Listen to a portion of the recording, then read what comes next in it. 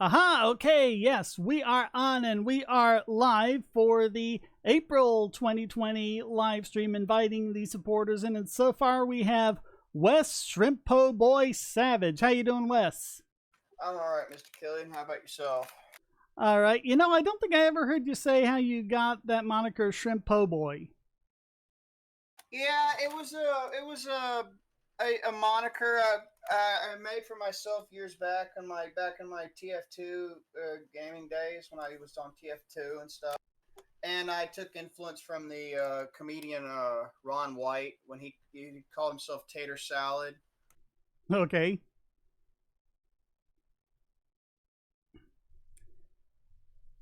and it was from my area, so where I was born.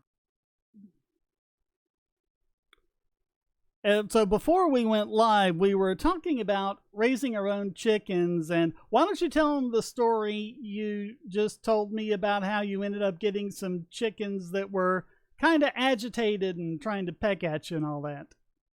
Oh yeah. See, I was born in Louisiana, but I moved to Missouri in '96 when I was 4, before my maternal grandpa died, and but a few years of living up in the St. Genevieve area, my dad went to look around for some chickens after working at the head foreman of the rock quarry, Brickstone LLC, and essentially, what happened was he found a guy. I didn't know until I met the dude at the job site. I didn't know it was the same dude until later. Uh, um, the wife was an absolute sweetheart of an individual, by the way. We got some chickens from him. They were the meanest little bastards and bitches I've ever dealt with. They was my very first chickens I helped take care of as a kid. I'd come home from school and I would go to I would go try to get eggs from them. A few times, the first few times they got mad. They got vicious enough. They'd fly at me, try to attack me. I almost had my eye pecked out a couple times. Years later, I found out that the chickens were were fought. They were cockfighting chickens, which still pisses me off to this day because I've seen the horrible shit that's happened to them. Yeah. And what they do to each other, what they make them do to each other in those cockfights, it's terrible. It's like dog fights, except with feathers. How long did it take them to calm down and stop attacking you? Oh, months in my case. Wow. It took a couple months. The hens would start calming down around me.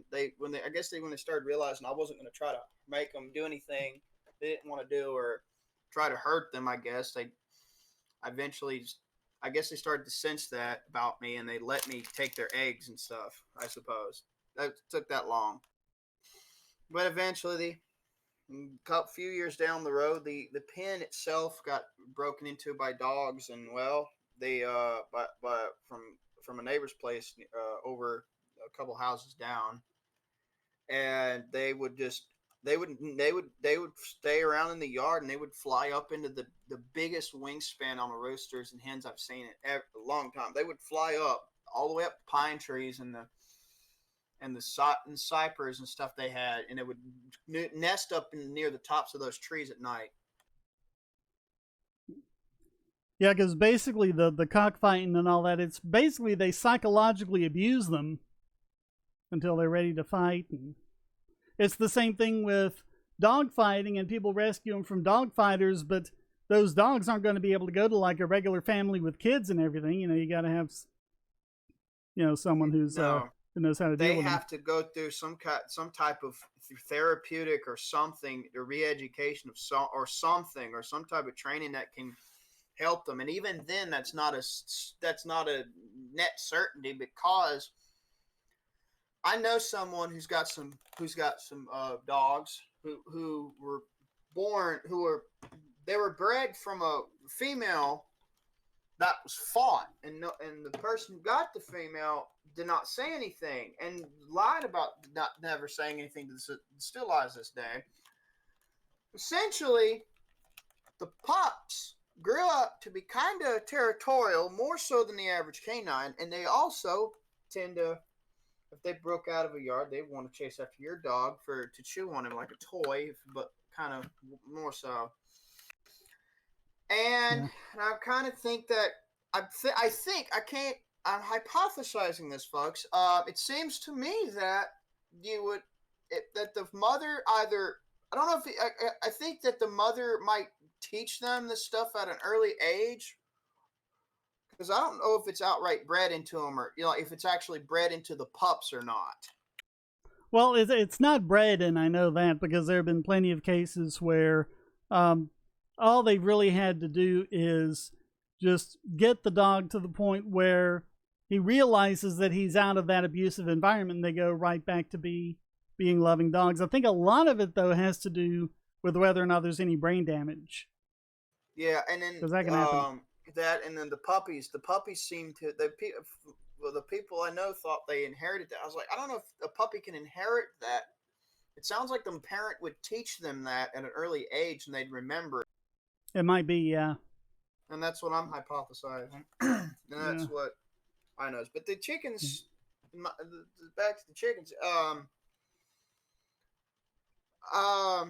I was telling Mr. Killian about the different shortages like we were experiencing in my area. Like apparently we have a massive we the toilet paper memes are more than justified. I Yeah. think we need a Giorgio Armani made of Charmin Ultra. I think we need that posted on the net. Yeah, I mean, people are acting like this stuff is, it's not so much that there's a shortage of it.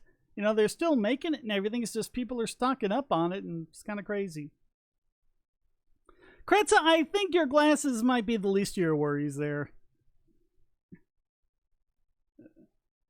And what's funny to me is, I went to the Dollar General in my area, and I made them laugh at some of the wisecracks I had to say about it. And well, one of the guys, I don't know if I should say his first name in public or not, but I won't. But I will say that man, I appreciate that dude's kindness because he said, "Come here."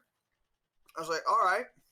He had bought himself. He gotten some toilet paper in the store. They out of his pickup truck, handed his whole thing to me, a whole case of rolls wrapped in the plastic, and he said, "Here, just take them." I was like, "You don't want me to pay for them?" He was like, "No, just take them on me." I was like, "Dude, thanks." That's cool.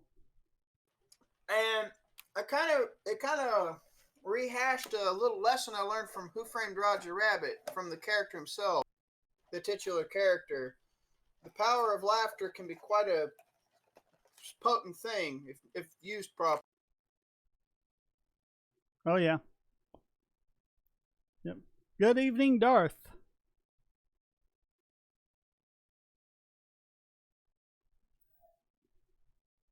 Don't know how many people we're going to have show up. I know Chris isn't going to be able to make it because of work schedules and...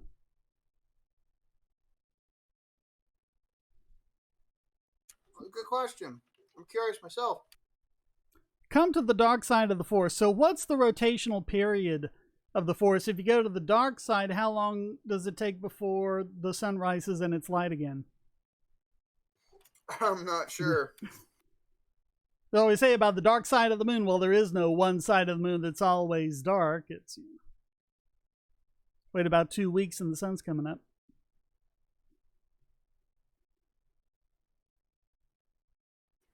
It's yeah.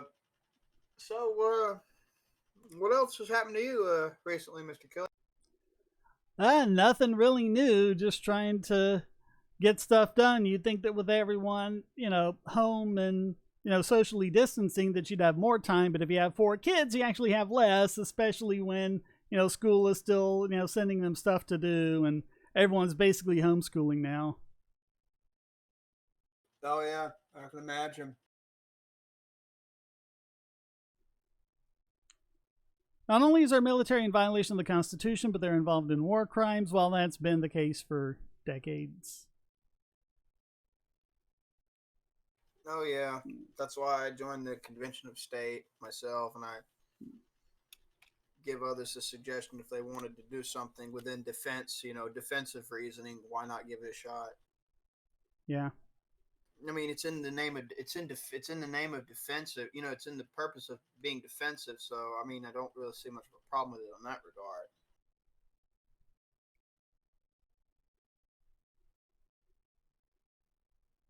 It's not like you're participating in the two-party shit show. Yeah, that's true. So Yeah. If there can even be said to be two parties, yeah. Especially now that Trump's apparently considering. I don't know if he's exactly considering Medicare for all, but he was making noises about how it's so bad that so few people are on Medicare and Medicaid. So. Oh yeah. What's I was reading. There was a digital form of it I found online. I'm sure, and let me get the title of it real quick. Let me type it real quick. Excuse me for a moment.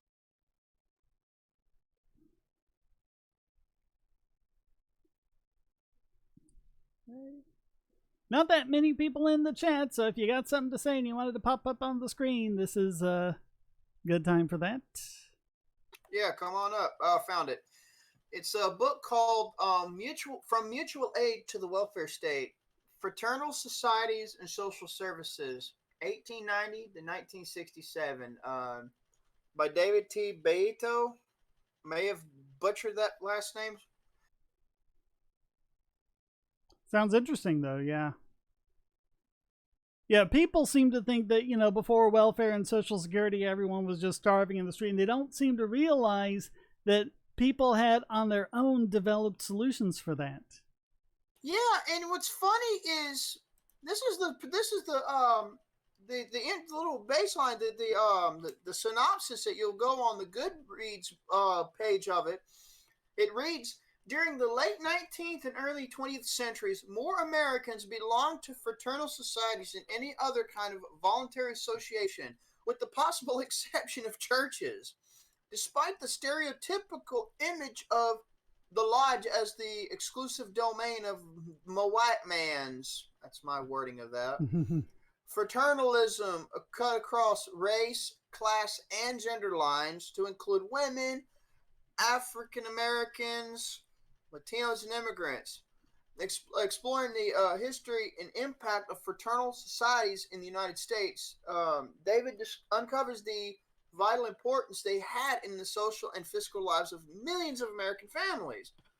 Much more than a means of addressing deep-seated cultural, psychological, and gender needs, fraternal societies gave Americans a way to provide themselves with social welfare services that would otherwise have been inaccessible. And David argues, in addition to creating vast social and mutual aid networks among the poor and the working class, they made affordable life and health insurance viable to their members and established hospitals, orphanages, and homes for the elderly. Fraternal societies continued their commitment to mutual aid even into the early years of the Great Depression. But changing cultural attitudes, and I would also add authoritarian right and left propaganda, I would add to this, and the expanding welfare state eventually propelled their decline. This was in fact, a lot of times they were just made pretty much illegal because a lot of them were giving their members medical benefits, and then eventually the federal government ended up saying, no, you have to be an insurance company to do that. Oh yeah. Don't get me started on that shit.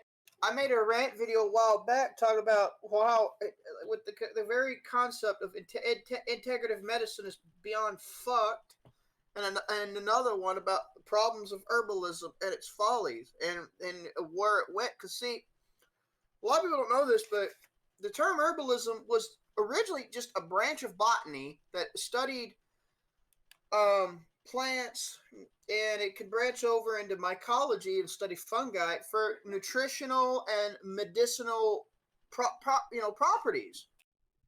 And then you had a science, and then you have the direct chain of that, which is called pharmacognosy, which is where they find the most, they do the mechanism. You find, mechanism of causality, if a possible one, and then they look for it, and then they see what ingredients have the most active properties. And they make a potent ass extract concentrate, and they would standardize it, tweak it to have the most active stuff, the primary. That's what standardized stuff has. Hey, you're dropping out a bit, Wes. Sorry about that. And these most active compounds were standardized, and that was pharmacognosy. But I remember when you were responding to TJ Kirk's one of his videos, and you mentioned about how all these quacks and homeopaths and all these other bullshit artists are like, they can open up their clinics at any point in time, compared to an actual fucking doctor. And yeah, because government hasn't put in the same roadblocks in front of them. No, exactly. That's exactly true. And I think supplement hucksters and these others are just a consequence of that shit.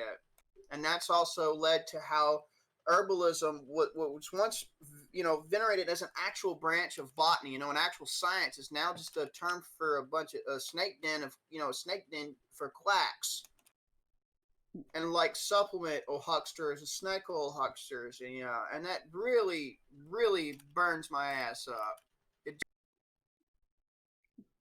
So, hello, JC and Scorch. How are you guys doing? Roberto Rodriguez, if you abolish government, you'll make more money. I've done this in a few videos. It's kind of a back-of-the-napkin calculation, but, kind of half that, half Fermi estimate. But, each step of the way, I'm more generous to the statist. But when you consider taxes, inflation, and the regulatory burden on this country, government basically represses 90% of our wealth. And so people say, oh, we need government for this and that. Well, imagine if someone working at a job making $10,000 a year has the purchasing power of someone currently bringing home $100,000 a year. That's what government is doing to us. Yep, pretty much. Kretza, because I think you need to deal with the fact that your hands are tied behind your back first. Of course, if your hands are tied behind your back, how are you typing? So, however you're typing, I think you can put your glasses up with that. Yeah. Roberto, again, the war on drugs and the war in the Middle East, I think, should be top priority. Absolutely, yes. I agree with you there too, brother. I agree with you there too. That would solve so many of our problems. It's just crazy how much we're suffering because of those. The top the top 5 priorities. Stop warring with the Middle East and other places. Stop being a fucking police state of a global mafia. Deregulate. Gradually privatize the FDA over time. Bring mutual aid back. And yeah. The other two that was mentioned, the other one that was mentioned, or two. I just put the Middle East in that umbrella just now. Stop being a police state, a global mafia. Hello, Socks. How you doing? Hey, Shane. Hang on, I think it might be a little quiet there. Let me see if I can turn you up. Sorry about that. My mic was up. Ah. Just increasing your audio a little bit there. How you been doing? I've been all right. All the staying at home treating you okay? Wait, what? All the staying at home treating you okay? Yeah. Yeah, JC, if the state wasn't passing a bunch of regulatory capture in the medical industry, the demand for homeopathy would be borderline non-existent. Yeah. Yes, exactly. Yeah. No shit. I don't hate on like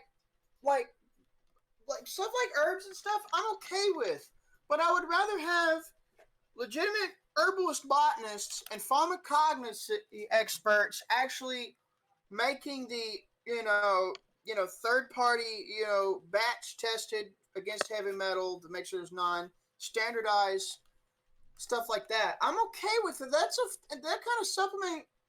There's some like they find some evidence in favor of cinnamaldehydes for blood sugar, along with the chromium in it. And there's stuff like that. I'm okay with that. But then you have these, and you can make.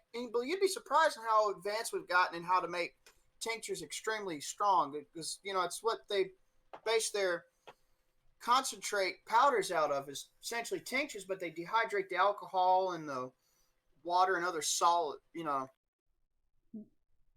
Yeah, but homeopathy isn't even that. It has no active ingredients. You're just taking sugar pills.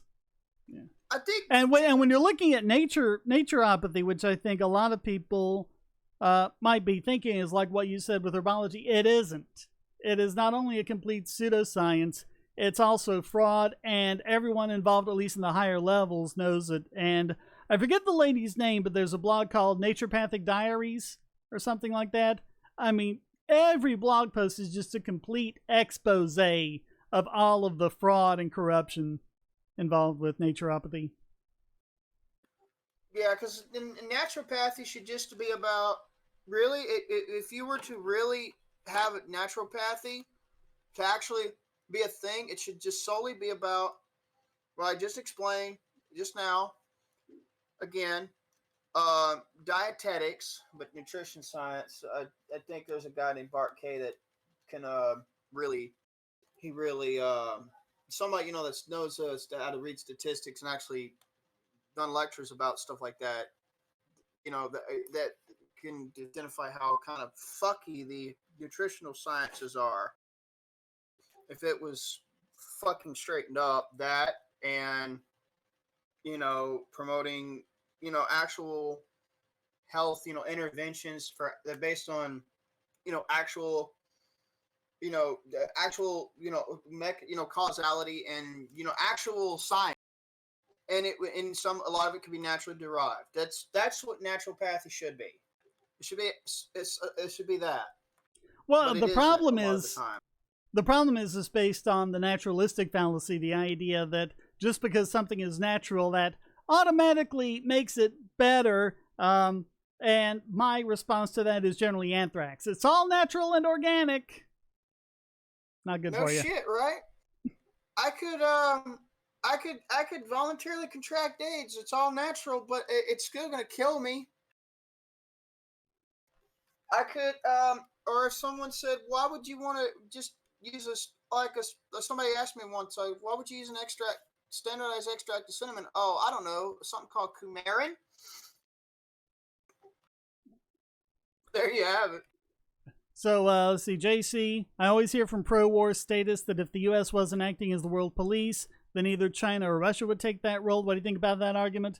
Isn't that basically saying that if we weren't being a bully on the playground, someone else would? It's just the power vacuum argument on a broader scale. Yeah. Let's see. Okay, it's starting to hop now, which means I'm difficult to keep up. How do I argue for market healthcare during the pandemic? Look at how obstructionist the FDA has been about it. Why can't we get tests? Why don't we have broad spectrum antivirals? Right. If you go back to, especially Healing Our World by Mary Ruwart, but also a lot of other things that libertarians have written about the FDA and about, if not abolishing the FDA, then privatizing it, or at least making its role advisory instead of regulatory. And, if that had been done 20 years ago and we had broad spectrum antivirals and, we had, easy ways to, get masks and things like that, would coronavirus have had a chance?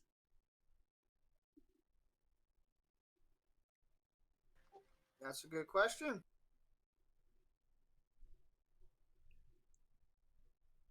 How can we make no victim, no case a law? Well, I don't think that's the way it works. You just have to get rid of all the victimless crimes. You have to repeal. I do. I look at it the way Penn Jillette did. I said to try doing. With this situation, with this thing, or this situation, would it be handled with more freedom or less freedom? If so, how or how not? Southern anarchist. So many laws and regulations, almost everyone commits at least 3 crimes a day. That's 3 federal crimes. That's not counting states.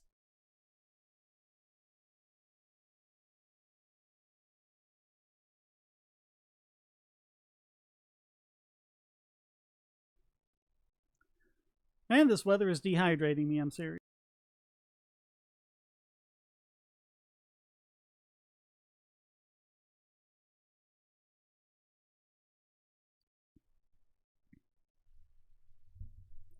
Let's see.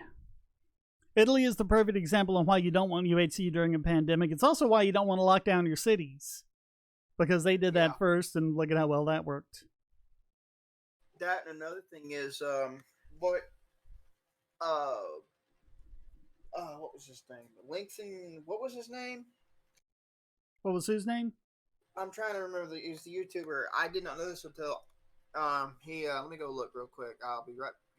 Just. All right. Roberto Rodriguez, the government will break your leg and sell you a crutch. Exactly.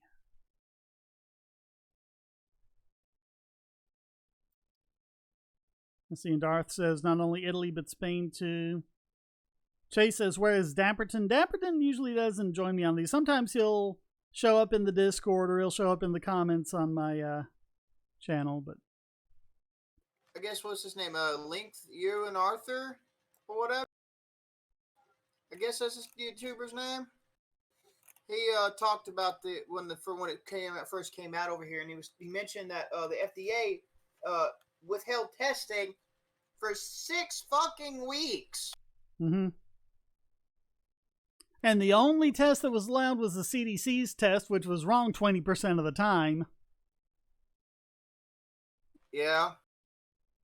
Darius says, drink some dihydrogen monoxide. Be careful or I'll pour hydroxyl acid all over you. Nice one. Dihydrogen monoxide isn't actually a proper chemical name because they never start with di, but hydroxyl acid is a proper term for it. Have you made a video on the free rider problem? I'm pretty sure there's a quickie. And I might have mentioned in another video or two. Yeah, I was actually looking for one of your quickies recently because I brought up and I wanted to find the source on it where you said it. The idea that the more complicated, like a conspiracy or some bit of woo becomes, like the more complications you need to add or variables you need to add to justify it or make it make sense. I don't think I'm following you on that. And never mind.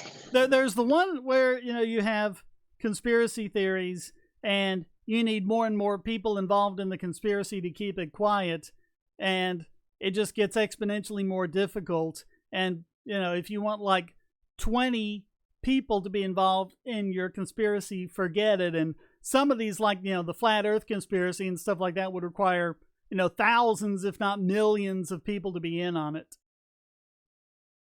I honestly can believe the conspiracy buffers that say that was probably a CIA psyop to see how many stupid people are out there. I find that infinitely more believable than the flat earthers themselves. Yeah. An engineer. Well, it's weird. It's weird that they just all kind of like showed up again because they were kind of bedded down for a while. I mean, for fuck's sake, so the Greeks actually got if I recall, there was I don't remember the book I read because I've been reading a lot of them lately because I've nothing to fucking do. It's really rainy where I'm at, so I can't mow my snake den. I'm gonna have a hay field by the time it dries up, and I can cut grass again. But oh, I know that feeling. Yeah. So essentially, what I was trying to remember what the fuck that book was, but the book was it mentioned it basically mentioned about how the Earth, like the ancient Greeks, kind of mathematically came real close to figuring out the actual shape of the Earth.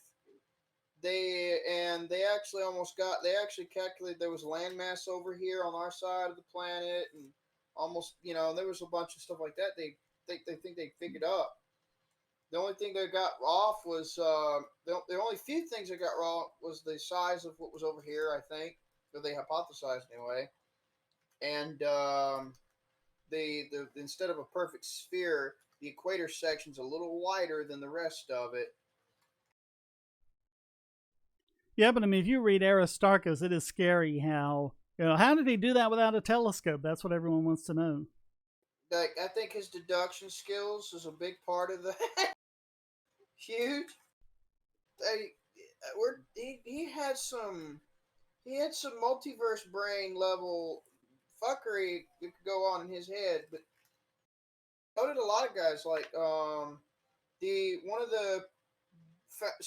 the people that founded the beginnings of calculus before Newton actually made it what it is. In ancient India, like not ancient that ancient, but like 12th, 11th, 12th, 13th century India. I forgot what the guy name. I could not pronounce the name of that astronomer for shit, but. And then you have another example like Tesla, although I would say a lot of he's overblown drastically in certain areas. And then you have the thing about Tesla is he could just have 1,000,001 crazy ideas, but then he'd test them. He'd keep the ones that work and discard the ones that didn't. But towards the end of his life, obviously he hadn't had a chance to test them, and so then there's all these crazy ideas that people are saying, but Tesla had them, they must be true. Well, that's the thing. Like that's the funny thing. Like the whole, like, a lot of people, like the whole concept of radiant energy. I'll explain it what it is. It's very simple.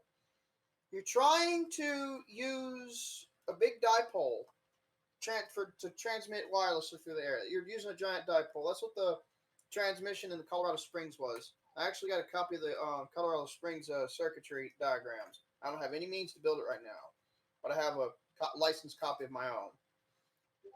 And you're channeling your wireless are channeling through the top of it where to put the ball at or whatever you're going to use the instrument. The radiant energy harvesting, what he's trying to do is he was trying to harvest as much electromagnetic radiation from any possible source. Cosmic ray particles, the sun, high energy EMF, electromagnetic waves from space coming to Earth at night, the shit coming up at night that's in infrared. He was trying to figure a way to detect all that and build up enough charge to capture it and then generate useful electrical power off it. Because thing is, when you're trying to capture that useful electricity from something that high of frequency and that high of like the frequencies of terahertz frequencies and like infrared, you're gonna have to come up with a damn way to do a step down in just frequency alone in order to just fucking be able to make use out of that, or you just blow the shit out of everything. Our modern high-tech like radio equipment can only, I think, handle maybe 400 gigahertz at the most. Like he predicted the smartphone constant, the bare minimum of it in 26 off the top of his head.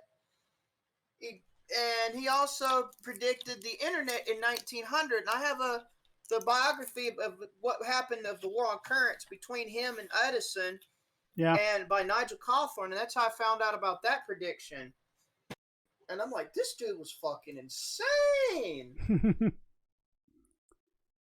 Yeah, and JC, the anti-5G crowd, I mean, that makes sense because it's really just the cell phones cause brain cancer crowd. They died out, but now that 5G is coming out, they got something new to sink their teeth into. Yes, it's so cringy. No. You know what the one that made my blood veins and vessels pop out on my head was the Corona 5G one. That just made me just go. I don't even think I understand that one enough to cringe at it. I thought I had a spark shoot out of my ear when I first saw it because I thought I saw a flash of light next to my eye and felt something hot. That's how fucking fumed I was from seeing that.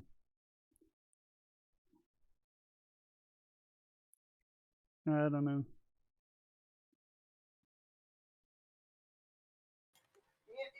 If I tried to do stand-up comedy and used what I see on the internet as stand-up material, I'd probably be shot within a month as a crazy bastard. Yeah.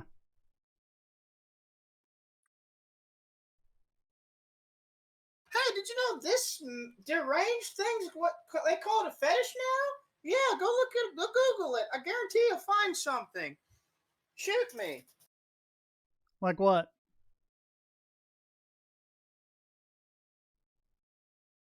Oh God, I wish you didn't ask that question. Does impreg scratch the surface? I'm not sure what that is. You don't want to know. Okay. I already wanted to neck myself when I found out about that concept. I'm not gonna lie.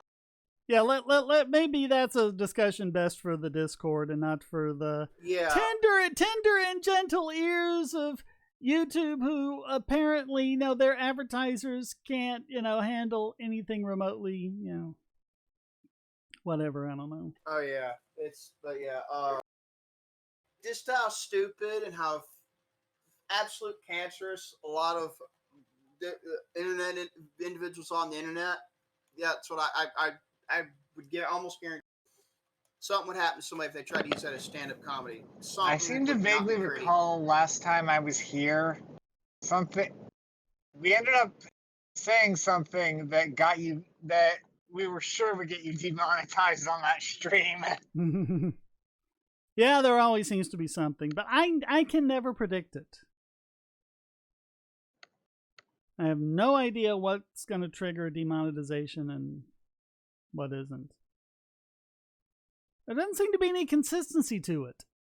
There isn't. It almost seems inconsistent by design, but I can't prove it. It's a pure hypothesis on that one on my part, but it seems it is what I'm saying. It seems it. I'm not going to assert that it is. It just seems it.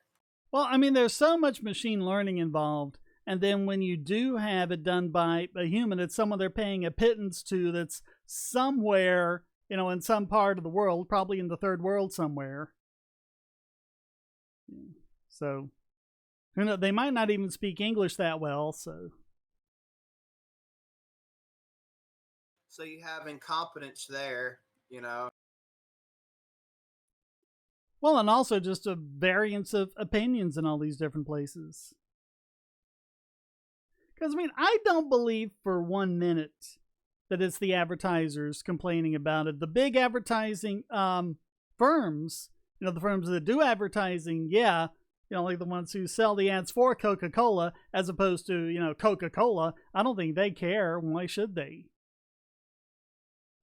Hey, Grim Gwynyon, I guess is the dude's name, said, what was up with those low-res cell phone footage clips of people just falling on their faces in China? Corona looked like mad cow disease. Yeah, I don't know what you're talking about there, Grim. Yeah, I don't think either of us do. I want to bring that one up to you. That was in the live chat.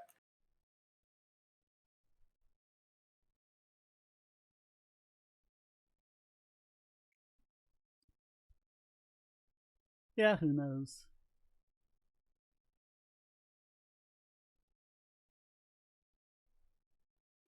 If socialists understood economics, they wouldn't be socialists. Exactly. Pretty much.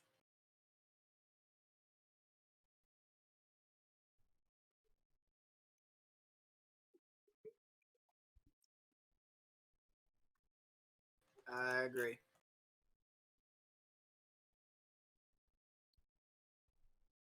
And Darth also posts, Rothbard, the state is and always has been the great single enemy of the human species, its liberty, happiness, and progress. I agree with that. Yeah. I Dave Rubin that. Yeah, and it's just amazing to me how many, supposedly enlightened people are like, oh, well, we're so enlightened, we don't believe in religion anymore.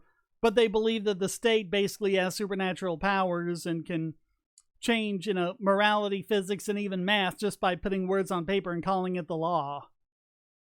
That's kind of what a lot of the anti-theist skeptic community is rife with that mentality for some reason. I don't get it myself either. Like, you're one of the only, you and a couple of other like NCAPs that were skeptic were like very unique exceptions to that, like that knew better. Well, we know that there's a part of the brain that basically rewards religious type thinking because it allows you to deal with the dysphoria and the feeling you get when you're trying to handle a contradiction. If you've got something you can fill in that gap with, like God or the law or whatever, so they haven't tamed that part of their brain, with rationality. They got rid of God and they're also proud of themselves for it, but they've still got that part of the brain that they just have to substitute with something, and government is it. Yeah. Which is not a coincidence because they developed together. That was how governments basically got power to begin with. They started religions and convinced people that, hey, you have to do this or, you're going to be punished or whatever. That or governments took the teachings of certain people that were very unique individuals and then just butchered them and used them and said it was in the name of this individual, like for instance, actually it's kind of hard because it's hard. I don't know if it's hard to say if Jesus was a myth or not. I think there was a person, but I think that people like the Catholics and, for instance, are notorious for this. Done it for years. One hand, they promote social justice, like Pope Leo the 13th, and on the flip side, they say, let's join the fascists. Yep. That was just they'll join whoever will take them in. And they're the gods of these areas are like, well, no, our God is a real God, but your guy's a saint. And that's what a lot of these saints are. There's a theory that the reason why, Greece and Rome were so polytheistic was because those gods were like the gods, like I think it's Crete where you have like the statues of, I think it's Poseidon everywhere. So the idea is that to the Cretans, Poseidon was God, and then the Greeks came to take it over and they say, no, Poseidon's just one guy. There are all these other gods too. And that's how you assimilate people and get control over them. So they're sort of like governors compared to presidents. Sort of, yeah. Yeah, they're part of a pantheon. And you know what's funny? Like the Hindu, there's no Hinduism. There's no singular religion. That's just what we Westerners and the Far Easterners called it when they found it.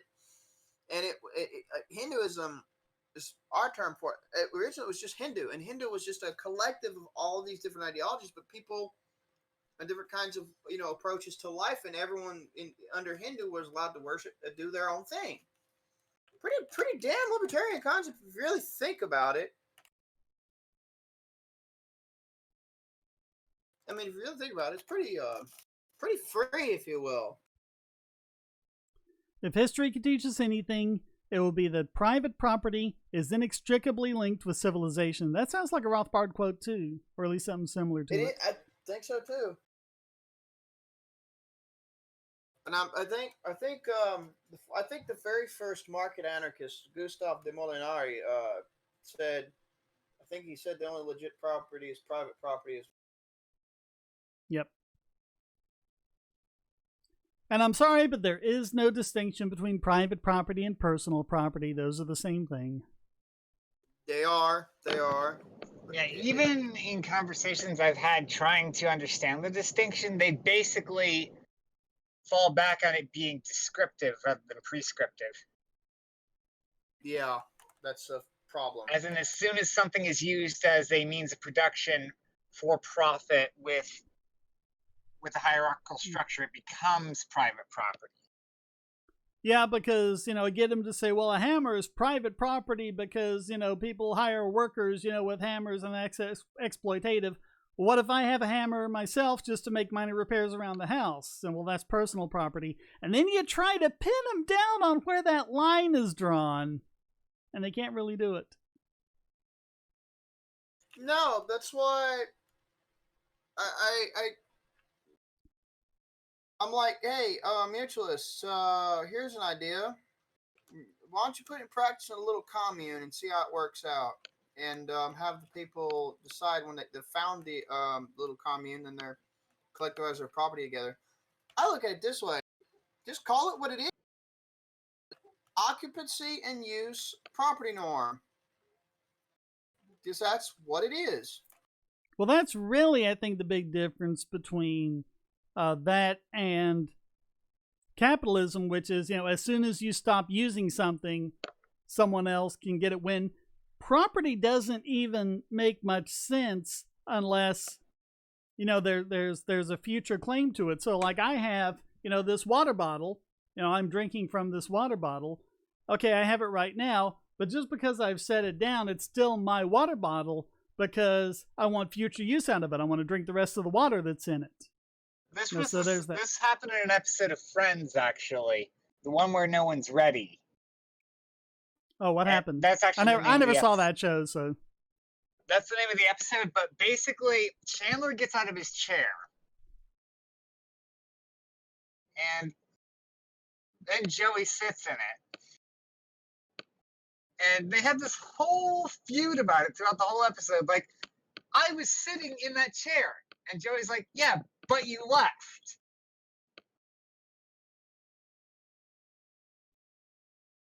Okay, so how'd they resolve it? They never really did. Ah. They basically just kind of kept taking petty revenge against each other the whole episode. Like, Chandler steals Joey's underwear so he can't get ready for the big event they're supposed to be going to.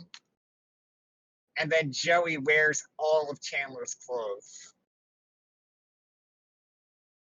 And here's another issue I have with mutualism. What about that whole labor hypothesis of value thing? That's been so, just bringing it up is just necrophiling a dead horse. I'm sorry, but that's the analogy that's pretty accurate in this occasion. It's already been killed. It's already being beaten on hundreds of times over the last 100 or plus years. Now you're just fornicating with it. Every time you bring it up now. What the fuck? And the full labor voucher concept. This one guy, this guy named Vagor, he used to be on YouTube. Ooh. That was a little badass trip and a half right there, that little shit. Yeah, supposedly the difference between labor vouchers and money is that labor vouchers are non-transferable. But then what good are they? They're based on labor. No, actually, there's a couple of differences. If the non-transferability, it depends on who makes the vouchers at the bank, at their little bank, mutual aid bank. Mutualist credit bank. It can either be non-transferable, or it could be only. It could dissipate out of one or two uses, or it could be both. Well, actually, one use, but it could be both, or yeah.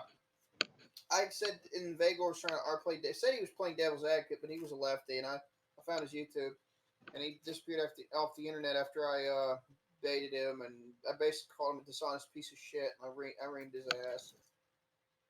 And here's a good one from afterward. Here's a good one from JC. If the private personal distinction is based on the means of production, wouldn't that, by their own definition, make a prostitute's body a means of production, therefore making it seizable by the state? Yep.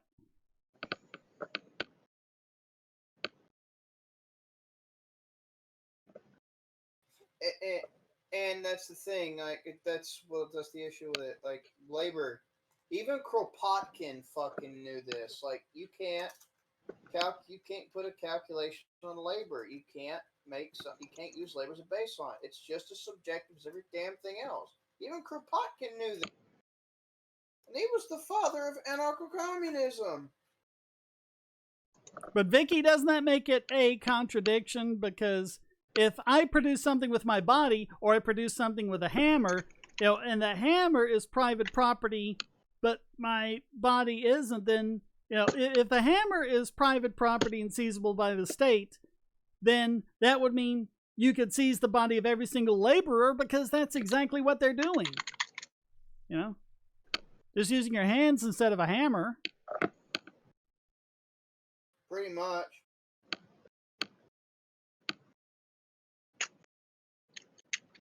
So the fucking distinction really doesn't. It's really extremely arbitrary, but you'll never get them to admit that. Yeah. Socks, we're getting a bunch of like miscellaneous noise from you. Oh, sorry. Yeah, there's just every time you're speaking, there's like a lot of background noise, I guess. I don't know if there's anything you can do about that. This headset isn't great. I had to get it replaced a while back. Yeah.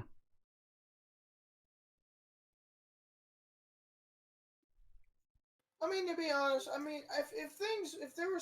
the fallacies were avoided, I think I could see mutualism have a potential of being attempted and maybe could last a little while, but there's a lot of issues with it. They'd have to really fix, not just the ones we all have talked about, addressed, but a bunch more. And it's a lot of fixing and replacing and repairing you'd have to do before even making the first attempt in order to make it work. Well, the big problem, though, is if you can't accumulate the fruits of your own labor, then, you can't save up for anything. So what's even the point of doing a lot of work? You're just going to get enough work just to eat for that day and then not worry about anything else. Or if you're going to save up, you share what you save up with back and forth. That's actually kind of a thing, Shane. They think people accumulating resources is actually inherently bad. Which is stupid. Yeah, but if you don't accumulate, how do you progress? Exactly. That's the thing. They think everybody should basically only have everything tied to their specific, what they've specifically been allotted due to the labor that they've been given the vouchers for. And that's a crock of shit too. That's something that has to be, you'd have to figure out an alternative, such as a means to let them save up if they can, and if they save up a certain amount, they can, share with one another based on what they agree on their little community, on their little community law, societal law, I guess. But there's still areas you have to fix before even, it's just still.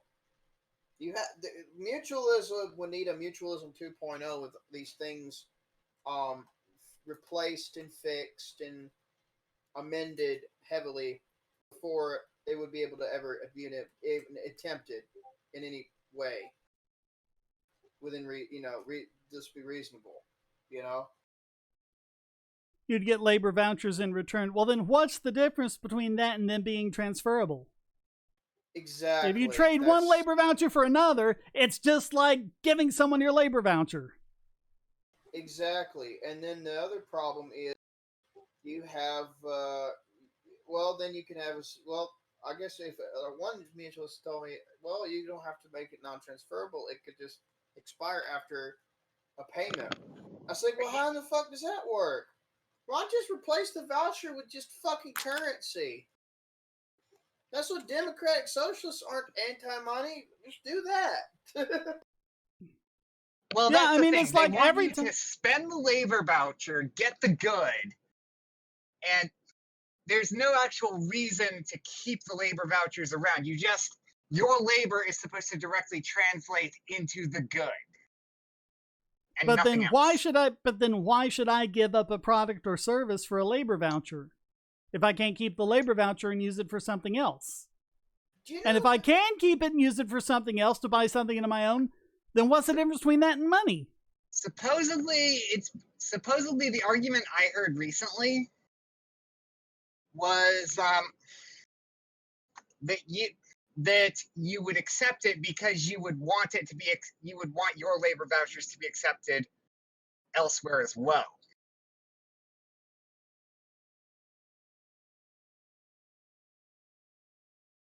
Yeah, it's pretty weird. That doesn't make any sense. Yeah. And by the way, Vicky1999, go to the chat room, check out what she's doing. I'm assuming that's a she because the name Vicky. I might be wrong, but whatever. She's doing exactly what we're saying with the personal and private property and just trying to talk around everything. Yep, it's a fluid thing because now apparently it's inheritance. Anything you buy is personal property, but anything you inherit is private property. Yep. Yeah, basically they want everything you own to be tied to how much labor you put in. That's a certain individual, it was Thalmatage. He actually linked me something that was really red pilled it kind of almost black pilled me about Adam Smith. It was an article by Rothbard, The Myth of Adam Smith, that a lot of these commies and socialists get a lot of their argument from. And, well, what do you know? He was a lefty at heart. And what I mean by that is he, just like establishment leftists have done for the last couple hundred years, monopolize wording, monopolize meaning, monopolize, then project. He did that same thing to the physiocrats. The majority of his shit came from. And he tried to sue them. For trying to take with plagiarism charges in courts, which is the project bit. Every time the physiocrats of that time people would try to get their shit back from him and try to be able to use it.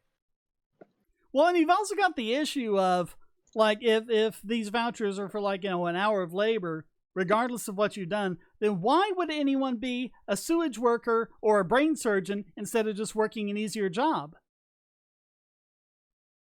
Exactly. There's no incentive to go up and up. There's no incentive. Like, that's another thing. This anti-hierarchical mindset that compromises the entirety of the left. The libertarian left, the authoritarian left, all flavors of left. And that's what just distincts a lot of people bitch about right wing, left wing. Okay, here's a baseline from what we've worked on for forever. How anti-hierarchical you are is how left wing you are for the most part. How absolute egalitarian or how close you are to that. How far right you are is what hierarchy would you justify and how it would be enforced or whatever. And then libertarian left would be voluntarily or using liberties and rights. That would be libertarian left, and libertarian right would be, allowing whatever hierarchy that forms voluntarily as part of the expression of liberties and rights. Don't give me that crap, Vicky. Don't give me that crap. There's a lot of ways to help people. Why on earth would you take almost a decade of your life to learn how to do something that's incredibly high stress? It's like, they just do it because they help people. Oh, shut up. Agreed. But anyway, Grim, I pay income tax on every penny I earn, to pay that on everything I buy. What's left to pay council tax, and if I die, I leave what's left to my kids. They get inheritance tax. Yep. It even starts before then. When you make the money, your employer pays payroll tax. Then you pay income tax. You pay sales tax if you buy something with it, or capital gains tax if you save it or invest it. Then what you buy, you pay the sales tax. Then to keep it, you pay the property tax. And if you give it away, you pay the gift tax, or, you die, you have to pay the inheritance tax. Yeah. Yeah, and the paycheck had nothing to do with it. Don't give me that crap, Vicky. Don't give me that crap. And there's Why are they driving Beamers, Vicky? Why are they driving fucking Beamers? God, people like that just, oh. You want to know who wants to help their fellow person? Volunteer firefighters. People who are firefighters and don't even get paid for it. That's what the people who are helping people are. Also, well, let me tackle it this way, Vicky. Let me tackle it this way. What if? Sure, let's say it's hypothetical here. Let's a realistic hypothetical within reality, not some absurdity nonsense. We need a reasonable hypothetical here. Okay, if I wanted to be a doctor, and I wanted to help people, and I wanted to keep people healthy, and I actually wanted to follow the Hippocratic Oath and not be a corporate bastard or a pill huckster or a fraud supplement huckster. If I wanted to actually help people based on the variety of approaches possible, and actually be a doctor, how am I going to keep myself afloat? And that is why Friedrich August von Hayek himself said prices tend to be a good signal for how one can help their fellow man. But I'm asking for you, Vicky, how would that happen? How can that happen? How would I, if I was a doctor and I wanted to fit the criteria I just listed, what if I was one of those doctors generally out there? How am I going to keep myself afloat? With my infrastructure, I have to actually practice medicine, legit medicine, and help people, and have the infrastructure to put that in. How am I going to do that? I'll tell you something, Vicky. No, I'll tell you. Hold on. I'll tell you something, Vicky. Actually, listen to what someone else says at some point in your life, and talk to someone with Doctors Without Borders, because that's the closest thing to what you're talking about. Doctors who are going out and helping people out of the goodness of their heart, and just talk to them about it before you go slathering all your crap everywhere. See what they have to say about it. That depends. What depends?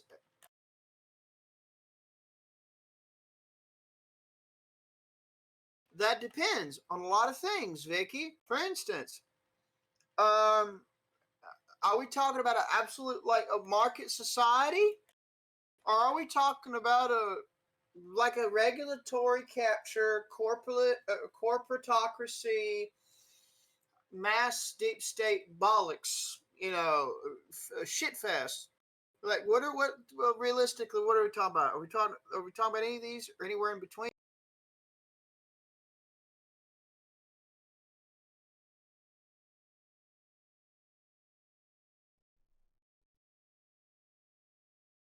That's the point, Vicky. We need to offer them that much more money to encourage them to do what they do, because they provide a greater benefit to us. That's how this works. Bingo. Also notice that she ignored the other example I gave, which was sewage workers. Yeah. Don't want to deal with that one. Now, even in a market society, all the infrastructure a doctor needs for the actual testing, such as allergy testing, cholesterol, fractionate the cholesterol to see what cholesterol fractions are oxidized or sticky, lipoprotein particle carriers versus the ones that are, not sticky, ones that stay in the blood, how, what ratios. That's a new research that's come up in the last decade and a half or so, and all these, and these are just nowadays, that's just the modern basics. A lot of regular MDs can do that. And you have, even in a market society, all these different infrastructures for basic, baseline checkups of different kinds, like the ones I just listed, and and the store vaccines, the cooling systems used to store vaccines in, and all this other shit. They're still going to be costly. hold on one sec. So Vicky's arguing that Doctors Without Borders already help people without incentive, and that's helping her case. Oh yeah, coercion. Pharmaceutical industries put a gun to your head put government guns to your head to sell for drugs when they should, because the FDA or they have a government gun to their head, to forcing them in certain places to help people with no Well, borders. and that yada. also That's seems to be exactly why the AMA is artificially limiting licenses to try and keep doctors' pay up. Yeah, because they just want to help people so much. That's all they're incentivized to do. right. That's not that. Yeah, the conflict of interests that a lot of so-called a lot of so-called nutritionists, or a lot of quote-unquote vegan doctors. God, they're such a crop.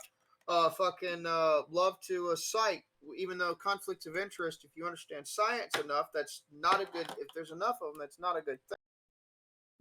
It makes you more prone to suspicion.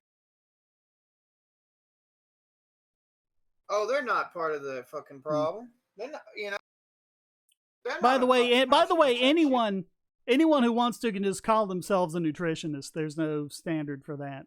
Dietitian is what you're looking for, if you want. And if you go by some standards, anyone can call themselves a doctor. That's a problem too. Looking at you, Dr. Oz. What about Dr. Demento or Dr. Dre or? Yep. The only some bitch I call a doctor is if they actually have a medical doctorate or they have an actual doctorate degree of a subject. Then I'll call them a doctor, or I'll call them professor or something, because they earned the title and they earned that title because they busted their asses and gave their brains stretch marks to earn them. So they are forced. They do the forcing, Vicky. They do the forcing to benefit themselves. Mm-hmm.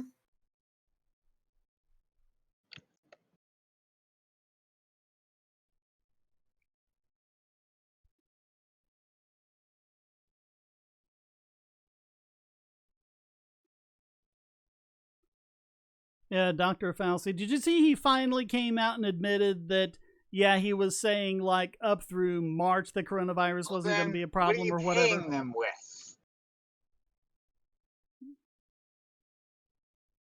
I can tell you one conclusion, but it's not politically correct. But I have to clean up my wording as I think of cleaner wording, so the algorithm won't go axe this. But I'll give me a minute. I know what conclusion. I think that ship might have sailed by this point, so go for it. Huh? I think that ship might have sailed at this point, so go for it. Okay, well, I can see a labor voucher being like on the plantations back. Wait, how do you calculate what is fair for someone's labor? I have to ask. Well, and she's actually asking, no leftist seriously wants people to work without pay. Noam Chomsky? Hello?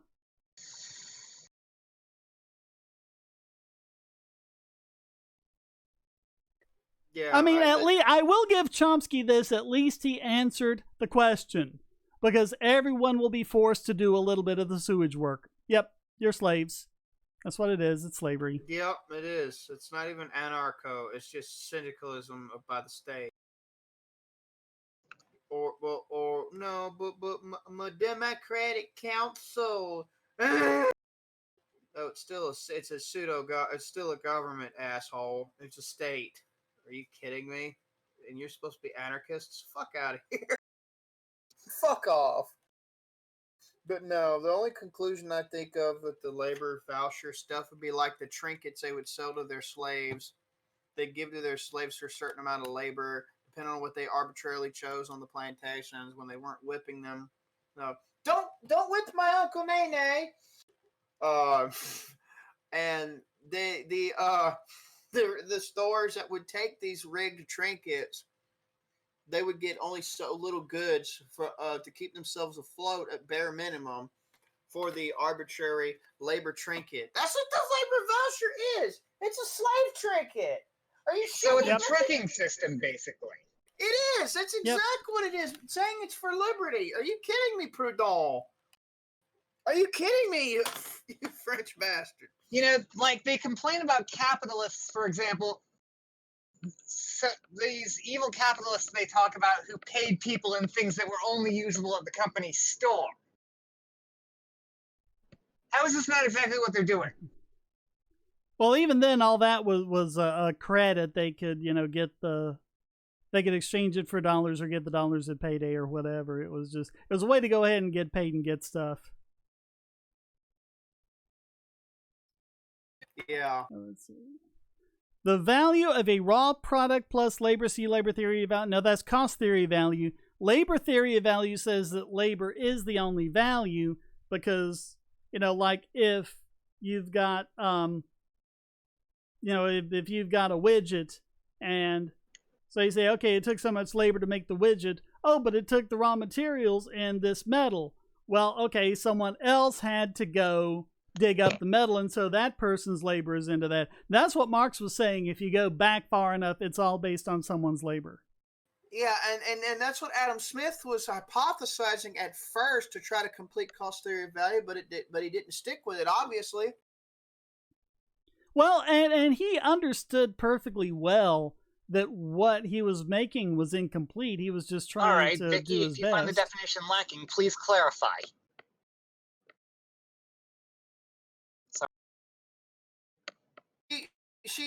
Vicky said, well, isn't money the same as slavery then, since it's what you get for work? Oh, my. I have read Adam Smith. I have a digital copy of The Wealth of Nations. That's where I got my the 4 axioms of laissez-faire from, that I actually pretty staunched on. I think it needs an update. Well, and what is this erection they all have for Adam Smith anyway? Well, he advocated a voluntary... There's this belief that Adam Smith is synonymous with capitalism. Yeah, I think Adam Smith was brilliant. That debunks this very thing. Adam Smith was brilliant, but we've discovered a thing or two since then. Adam Smith's work that he did do was brilliant. When he wasn't what he did not plagiarize, that he actually contributed to, was absolutely fucking brilliant. But like Shane Killeen said, we've learned a thing or two since then.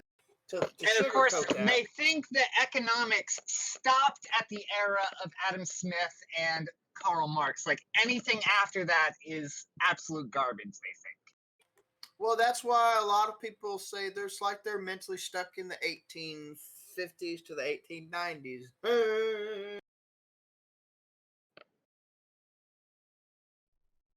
Okay, so she wants to know why labor vouchers would be slavery, but money would not be, is her question. I just quoted a practice, how they were used in slavery times. I actually live about 70 miles away from a plantation where they did that very fucking thing.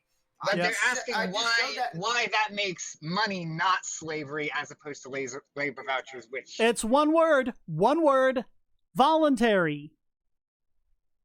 Voluntary is the first reason. Yeah. That's what it's all about. Yeah, it is all all about. about. I'm just trying to relay so everyone's communicating here. Right. You can add to that, Wes. Feel free to add to that, but that's the basic thing. That's the basic one, but the 5 core uses of money are to store to some degree of value that we place on something. Oh, Shane, you have a pretty solid video on this. What is money? Yeah. Yep. A medium of exchange for purchases of commodities, services, and whatnot. 3, for holding reserves for future needs. In other words, savings. Time preference, 4, yeah. To be used in contracts as a standard for deferred payments. And 5, a reliable, emphasis on the word reliable, unit for What do you mean account. opt out of money? You don't have to take any money. No one's forcing you to take money, Vicky. No one's forcing you to take money. But as I was saying, a reliable unit for account in order to make a realistic recording and calculating of a barter or trade. Those are the 5 core uses of currency. But the key thing is, it's voluntary. It's supposed to be voluntary. If we had goods, you can get paid in favors. If we had a voluntary society and someone came up with these labor vouchers as an alternative to whatever currency existed and they wanted to try to make it work voluntarily, they can go for it. It's the fact that you're wanting to force people into it. That's the problem we have with it. If you would rather have to deal with the mutual coincidence of wants, be my guest. You might have to explain that, Daniel. Okay, the mutual coincidence of wants means you want what someone has. I have unrefrigerated taco meat. I need materials for my business. So the mutual coincidence of wants requires whoever has the materials I want my unrefrigerated taco meat. And yes, I stole that from the Foundation for Economic Education's Bob's of the Future series. Okay, so these are really getting away from me, so I'm having to scroll up. But before it gets too far off the top of the screen, MC Goku said, sandcastles don't have any functional value, so the sand wouldn't be worth anything. Oh, so it's not valued based on labor, but based on utility to the consumer. Well, how about that? Boom. And you still can't make a calculation on that because it's psychological and subjective. Oh! Drop the mic. Yep. Well, that's why I have mine kept on my headset so I don't drop it. But here, what was the other one? Here's the argument.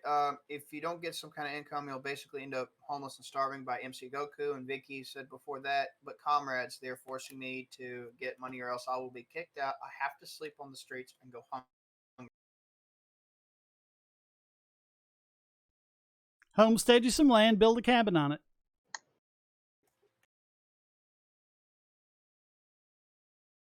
I don't know how much of the Homestead Act is actually left, but we're not in a free society, so. I mean, Rothbard did talk about this a little bit. When he talked about how since a lot of quote unquote property was co-opted by the state, there is some reasonable degree of expropriation. Okay, guys, if company towns were really that bad, why would people leave their homes and move miles to go work there? Yeah.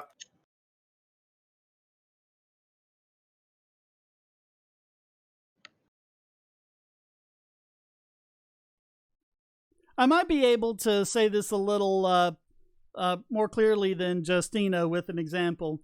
Like if you become a plumber, and you're creating a supply, that creates demand, not because all of a sudden people need more plumbers, but because since you get paid, you're using that money to go out and buy things. So you're actually representing demand for other goods in the economy based on how much of a benefit you're giving to other people. So in other words, you doing all this work as a plumber and giving benefit to other people, it ends up entitling you to an equivalent amount of benefit in other goods and services, and the only way to measure that is with money.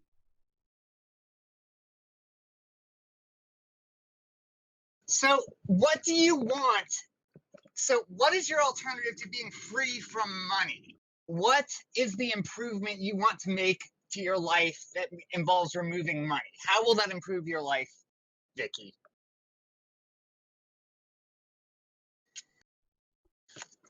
I'm sorry you don't like being quote unquote forced to use money. But please tell me, what do you want us to give you in exchange for your labor? Do you just want to give your labor do you just want us to give you goods in trade?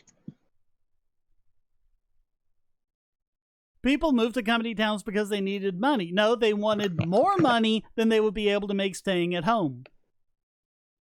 There was a benefit to them. That's why they went there. they were better off. Oh my God! Before I got kicked off, before I got suspended from Twitter for showing my Hoppian streak, but the meme territory, not the unironic one, but the meme one, to someone who was defending a piece of shit. I basically pulled out my Pinochet meme streak, essentially. I've got. Oh God, there are people who respond to my videos where I like watch the first 2 minutes and I'm like, nah, I'm not doing this. And one that was just posted to the Discord today. Money and the labor voucher. What makes one represent your labor but the other does not? But anyway, I had done this live stream where I said something to the effect of, am I a libertarian or do I need to be given a free helicopter ride? You know, playing off on the meme. And the guy was like, oh, well, he's joking about wanting to kill people he doesn't agree with. It's like, what? All right, forget you.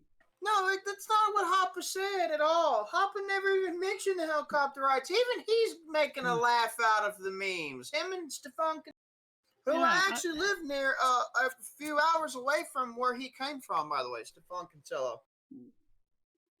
Just, I don't think business school makes you an expert in anything, really. Certainly not business from what I've seen. If you don't want the employer taking anything out, then use only all of your own capital and resources. Don't accept anything from any benefits or any facilities from the employer. But anyway, before that happened, my incident that got me suspended from Twitter, essentially, I argued with Jeremiah Harding. You use 100% of your own labor, 100% of the capital that you yourself created on your own, then we can talk. Yeah, I mean, why do you think you get to use someone else's capital and someone else's property without giving them any kind of compensation for it? Sorry, Wes, you were saying? It's fine. It's fine. You were responding to you were making reasonable responses. Before that, I was arguing with anarcho-coalitionist Jeremiah Harding. Oh, yeah, I'm familiar with him. I am definitely familiar with him. What you're producing are getting taken from you. How are you measuring that? How are you determining that parts of what you're producing are being taken from you unjustly? If you're producing everything, Vicky, then why is there even an employer? Why aren't you just doing it on your own? Yes, I mean, obviously. Even if Spooner said this, and he was like him and Molinari were the two pre-ANCAP, most pre-ANCAP people before Rothbard. And honestly, he even said, if you don't like what someone's doing to you, work for yourself. And he was the one that advocated private free banking. And others before him and after him. His book, The True Treatises, was built off of the. You want all the fish you catch, Vicky? Don't use someone else's net. Boom. Bam. Exactly. Right. Yep. Well, that's kind of the thing. This is why I agree with certain people who are atomistic. I'm not going to mention names here because I'm not here to start shit. I'm just here to be on the podcast and just discuss with y'all. But accumulate. This is what save over time, and try to build up your means of doing what you want to do best you can. If you can, some people can't because the system's fucked. Believe me, I get that. But even then, how do we know you are not being paid for 100? You are not getting compensated for 100% of your labor. And how do we know you're having part of your labor taken away from you? How are you calculating this? Yeah, I have a video on this. It's called something like Refuting Surplus Value Once and for All. Let me get this is way off the top now, so I had to pop out the chat in another window. But MC Goku just keeps immediately like refuting himself. He says, no, the value isn't based on price. It's based on socially necessary labor. That is, raw material on its own doesn't have much value. So he's saying labor makes the value. But then, very next post, he says, what makes a product valuable is that labor has been put into it. Very next post, the distinction between something with use and something without any use isn't that it's perceived and assigned a value, it's that it can be consumed or otherwise used. In other words, the utility to the consumer. Like we keep saying. Yeah.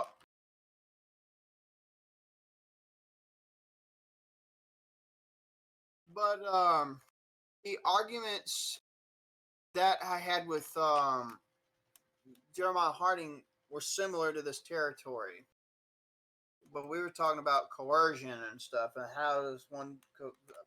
Well, if a landlord kicked me out, it was one of the argument. This wasn't the exact argument. This wasn't the exact argument. But it was one of those. What if the we were trying to say, well, how do you define coercion? And and it was so cancerous. I had finally just had to say, dude, you realize the equivalent of the conclusion of where you're going with this is water coercive, because water's coercing me because I could drown. Like there's meme tier arguments, to be honest. And the fact that we're having this very fucking we're having this very debate with these individuals. How much fun? I personally find fun engaging. Personally, it's not a massive headache like certain Marxists. It's this why anarcho-coalitionism is yet to be a likelihood. This very if your boss right here. If your boss is making a profit by hiring you, that means you produced more than what you got in wages. Again, my video on surplus value completely trashes that notion. With numbers and math and everything. Think that if there is any growth at all,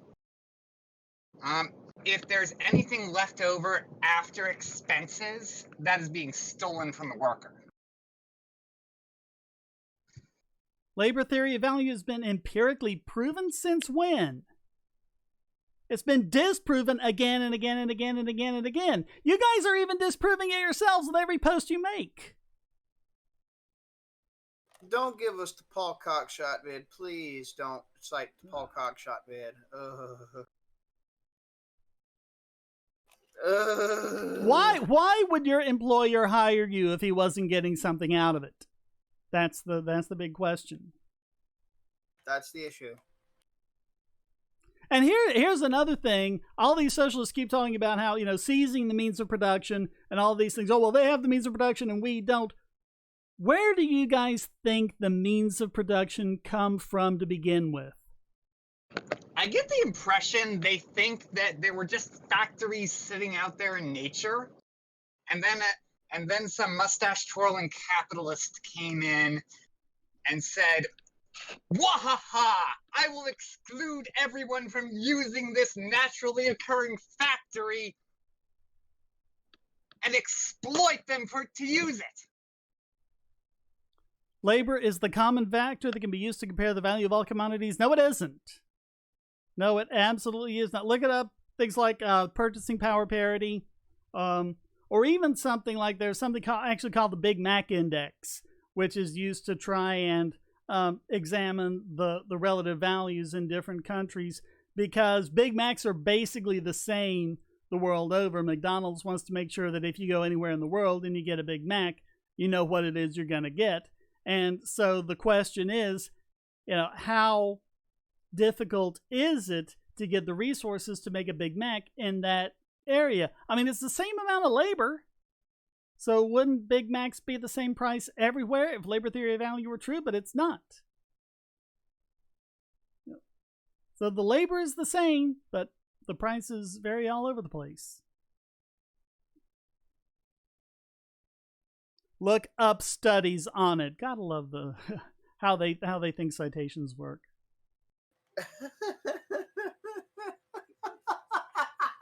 So if I ask someone, if I trade with someone to make capital, am I not allowed to do that? Because if the worker makes the capital, only they should be allowed to. Like, I shouldn't be allowed to trade them for it. So let's go back to the fishing net thing. If I make a net, and then I get to sell it to someone else, right?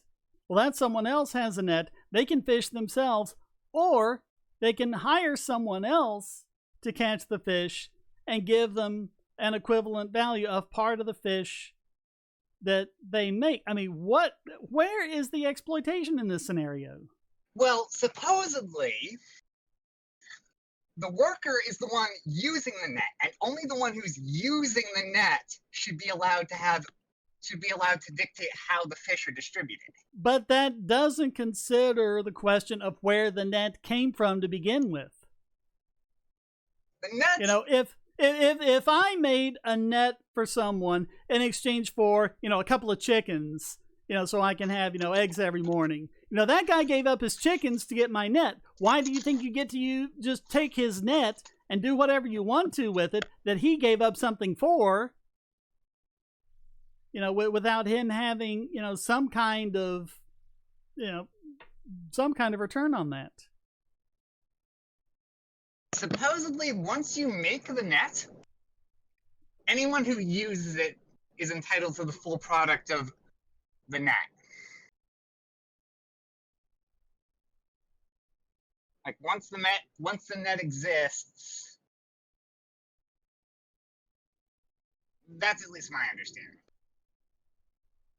MC Goku keeps just digging this hole deeper and deeper. Nobody's saying the value of something isn't determined by use. Okay, then it's not labor theory of value, is it?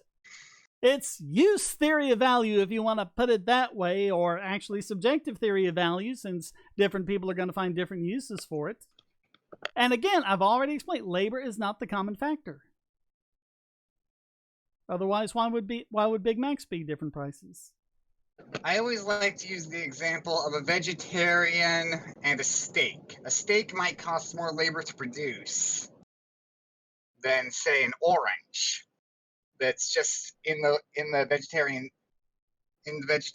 backyard, like in a tree somewhere. Let me respond to Southern Scientist with this one. He said the only economic system where it wouldn't be work or starve would be a resource-based economy, which is at least centuries away, if ever. I'm sorry, but resource-based economics is just New Age communism or New Age socialism. It's the same fallacies, the same flaws. It's just Jacques Fresco saying, hey, this is what communism looks like when it's there. Same fucking shit. It's just rebranding and a different strategy. Wait, hold on. Well, and that's what Derpy Redneck says in the next. Hold on, Vicky. Can we clarify? What are you saying doesn't produce value? Just so we're on the same page. Derpy Redneck's me, by the way. Again, sorry if I start yelling or things start getting heated. It's okay, fine, he masturbates all day and writing reports for investors. Okay, so does writing a report, isn't that labor? Isn't that a thing you do that I've heard other the people find argument that valuable? a lot of these people say most of the things that a boss can do, or that anyone that they would traditionally label a capitalist, can be automated or done democratically. That's basically the Actually, no, those are the things that cannot be automated or done democratically or delegated to someone else. Otherwise, the boss would have done that. The things that the boss can do, and this is exactly what I say in the video, are the things that cannot be done by someone else, that cannot be delegated, that cannot be automated or anything like that. And those are absolutely necessary to keep the company going. You don't add up the labor to get the value. You get the value and then work back and see which labor it came from. And that's how it works. That's how it's always been done. It's been the polar opposite. Yeah, that's the opposite of labor theory of value. Yeah, that's what cost theory and the subjective theory of value just verifies. Yeah, To because you have more value.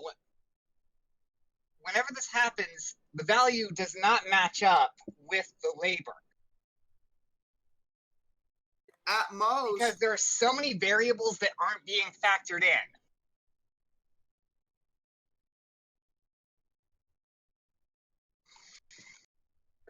that's fine, Vicky, but that's still the problem. The value, the labor is still it's just as subjective as the rest of it. It's still just as subjective. If someone psychologically sees value, and value is entirely psychological, don't you get it? Okay, Like, okay. Let's think about it this way.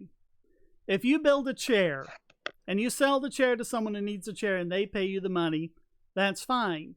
If you make a chair for a boss and your boss pays you that amount of money, that's exploitation all of a sudden.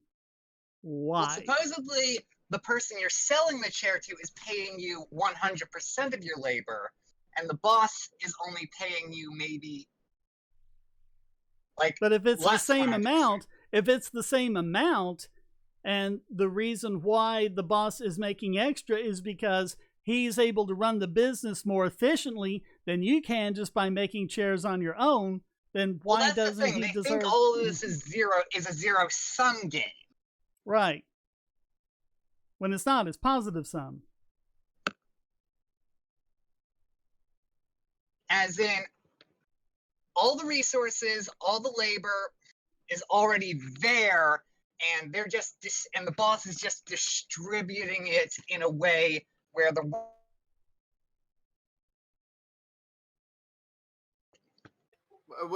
and that's another issue. Like, the fucking rights concept on the left is so construed. It's so ridiculous.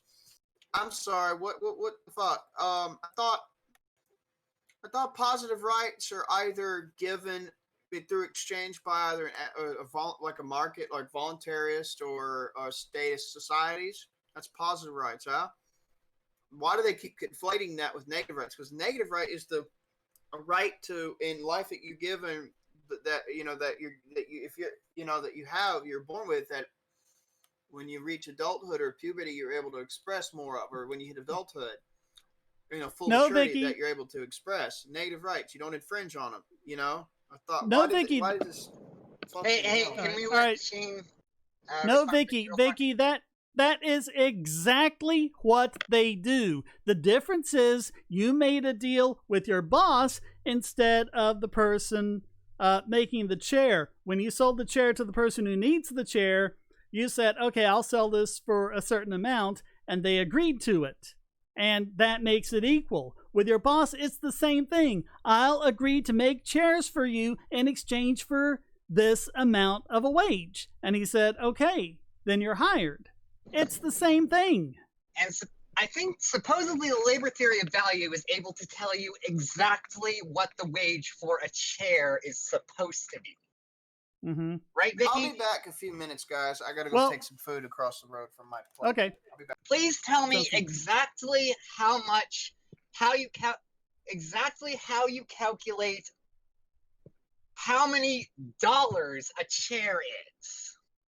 Well, see, that's what labor theory of value was supposed to do. This whole thing started because Adam Smith and David Ricardo were trying to figure out why things are the price that they are. And so, I mean, they were coming up with cost theory of value, to try and explain that. And they knew it was incomplete because they knew that a diamond that you just found on the ground was worth more than a gallon of water you spent all day digging up. But they couldn't explain why. Marx didn't solve that problem, he compounded it.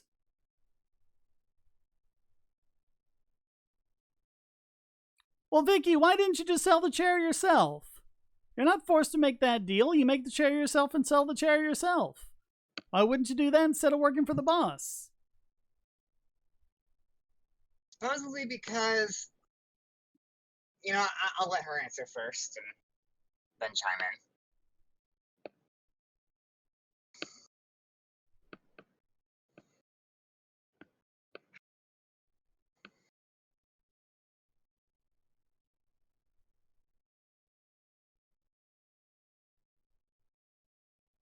Yeah, green on the outside, red on the inside, yeah. It might take her a while to type, Daniel, so go ahead and tell us what was on your mind. All right, let's. Sorry, I'm trying to form my thoughts again. Please be patient. Sometimes I forget things pretty quickly. There's a slot at the back of his head it all falls out of, so you got to give him a minute. Because the Big Chair production has machines. Oh, they have machines. Okay, so they spent money to acquire things to make things more efficient, just like I said earlier. No. Thanks for confirming it. The machines were a gift from God. They fell from the sky, and the big greedy capitalist is evil, is selfishly hoarding them from the workers who they were gifted unto. Yeah. Where did the machines come from, Vicky? Where did they come from? People Why do those machines exist? Don't deserve any product of it. Only those who are using them. If I make a hammer, Vicky, I deserve. What if I make a hammer? Vicky, if you make a hammer, please tell me. If you make a hammer, Vicky, are you allowed to dictate its use? Are you allowed to dictate the use of the hammer? Are you allowed to trade someone use of the hammer for a portion of what they earn? Or is that exploiting them, since you making the hammer is not, the labor of you making the hammer does not factor in? You need to answer the question, Vicky, of where the machines come from. If you can't answer that question, then you have nothing. What is a fair wage, Vicky? What part of the wage in the calculation are they not paying you?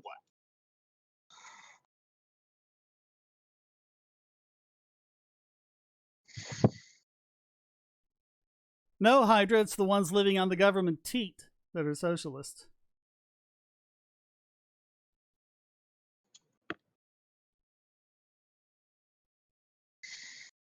Please tell me what factor that is not being calculated correctly.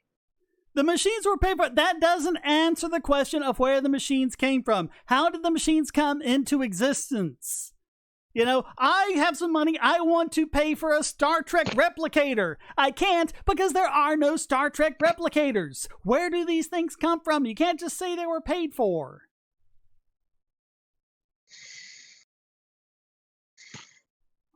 Yes. You try paying for a machine that doesn't exist.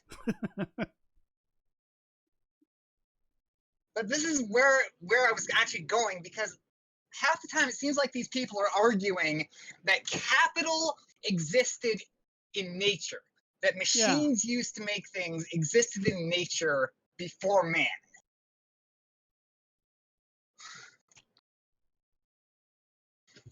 Tell me how these machines came into existence to be bought and paid for.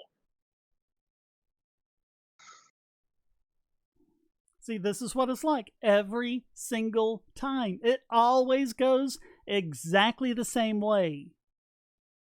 And they never make any progress forward. Because that's the sort of thing, oh, the machine was paid for. That's not an explanation. That's something you just kind of insert in there to avoid thinking about the problem. Because the problem is, Vicky is very confused, but hasn't realized it yet. Because she has all these talking points she can slip in. And if you can't realize when you're confused, then you cannot be more confused by fiction than reality. So it's really important not to do that, so you can recognize when you're confused and you can start to realize when you... Okay, so she's saying machines are built by employees and paid for by a capital. It doesn't answer the question, Vicky. You are not even thinking about what the question is asking. So then the capitalist is not allowed to, the capitalist is incorrect for paying people to build machines on his behalf. Is that correct?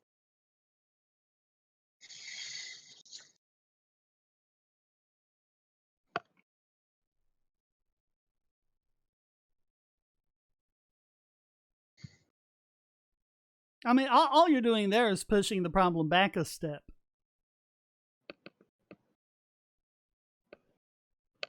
I want to hear an answer to my question of how the machine actually comes into existence. They paid for it is not an answer. It was built is not an answer. You are not answering the question. Probably because actual consideration of the question is going to cause cognitive dissonance. There's a part of your brain that knows it and is trying to avoid it. If I pay you to build or if you pay me to build a hammer, Vicky, are you in the wrong for claiming ownership of the hammer you paid me to build? I use a hammer because it's a very simple piece of capital.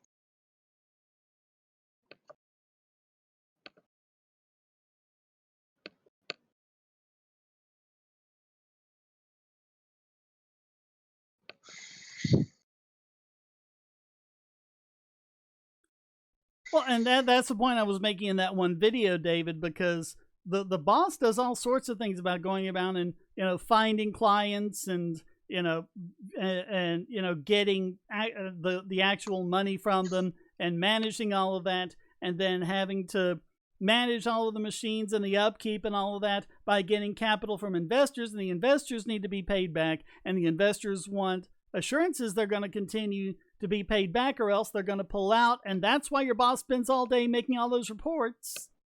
Now, what, are you going to do all that? Try running your own business sometime and see how much is actually in it. Hey guys, I've okay, returned. so paying for the machine is correct, but once you pay for the machine, you have no justification in owning it. So you're expected to pay for it out of your pure altruism that you want to improve the world and humanity. Also, I've returned, and you're expected to be a saint, to be a perfect little saint, and not expect any entitlement to something for paying for that machine's existence. Sorry. I said I've returned, and my Aunt Sue gave me a block of cheddar cheese. The good block. Cheddar. Nice. Sorry, well, I like cheese. And the funny thing is, these kind of voluntary exchanges would happen, just like the one I just did. I brought her some food we made. She gave us a little cheese, but we both subjectively on our parts gained a surplus from it. We both got something we wanted. And it was also okay. So how do we determine that it had a value of 500? How did you determine it had a value of 500? Because that's what it was being sold for? Do you think that if I let you use a fishing net to produce a fish that has a value of $5, that I made the fishing net, I made it myself, then you sell the fish, and me who built the fishing net deserves nothing in this equation. Only the person who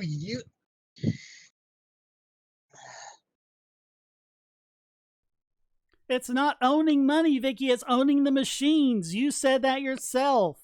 Now you're trying to bring it back to money because, again, you're running into some cognitive dissonance here and you're trying to avoid it.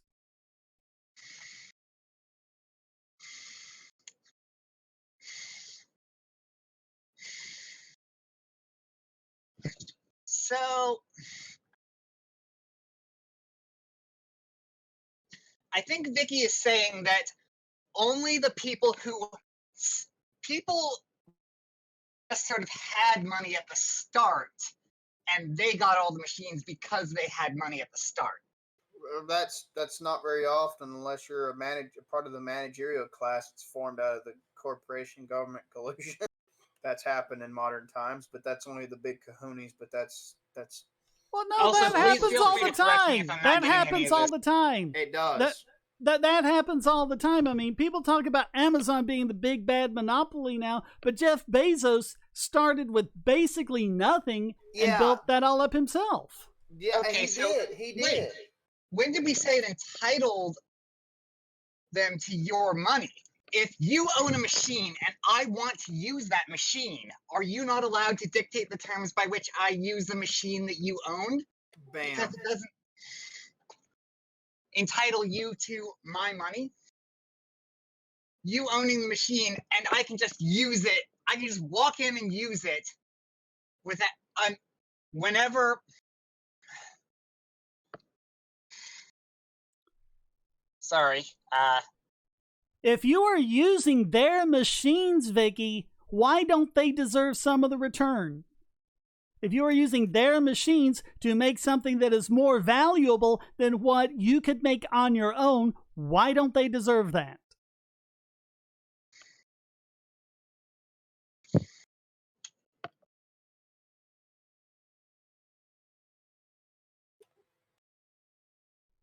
How would the employees be able to create any value if it weren't for Bezos?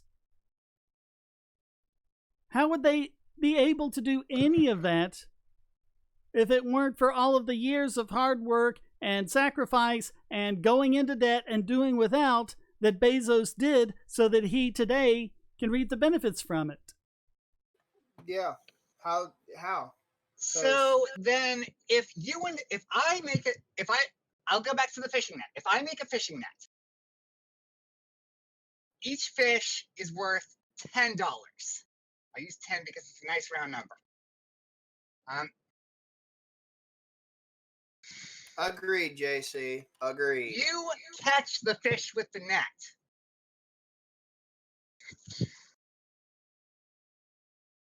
Then I am expected, if you catch 3 fish a day, you get $30 and I get exactly nothing, correct? I mean, what's wrong with making a deal with someone saying, hey, I'll let you use my fishing net if you give me, 10% of what you catch? Okay, now we're getting somewhere interesting. Okay, capitalists can be paid for owning the means of production. I just think it should be voluntary. So... Okay, then you're a capitalist. I think she means, if I'm not mistaken, Vicky, please correct me if I'm wrong, that she should be able to walk in, use the capital, and then decide whether or not she wants to pay the capitalist. She give him a donation. That's it, because of the goodness of her heart. Vicky, it is nowhere near 99% of what you produce. It's not even 50%. Do this. Go to any source you like. Look up what Jeff Bezos made last year. All right? I mean, after everything, all of his stock options and everything, not his net worth, but his income, all of what he made, and then go look at what his average employee made, and then divide what he made by the number of employees. The employees are going to be making thousands of dollars a year, but for each employee, he's only going to be making probably a couple of bucks. The reason why he's making millions of dollars is because he made that deal millions of times. Or however many, I don't know how many employees Amazon has, but yeah. And how much probability and chance and whatever factors also came into his favor that many fucking times, which is not very common for a lot of people. Actually, this is one of their common arguments, the determinist argument. Oh God! And actually, you took this on, Shane. I think very briefly with rationality rules. Yeah, I think I remember that. Basically, the idea is that determinism already skewed things in their favor, so then that makes it so they owe others for what was already skewed in their favor before they were born. That makes no sense. Absolutely makes no fucking sense. Ficht mein Leben. Ficht mein Leben. Oh yeah, they pay huge amounts in taxes. Yeah. Fallacy salad. Fallacy salad me, daddy. Fucking crime. As I was saying, I was posting as my Dark Redneck profile on the comments. So I was. If you don't hunt and pick berries in hunter-gatherer times, you will not eat. Bam. If you did, Yeah, I mean, think about that equation. Think about Tom Hanks in Castaway. He was the only one on that island. He had to work his ass off in order to get enough to eat and survive. Where was the capitalist there that was making him work or starve? He was actually benefiting it from everything the capitalists had lost because of all the FedEx packages that were washing up on shore.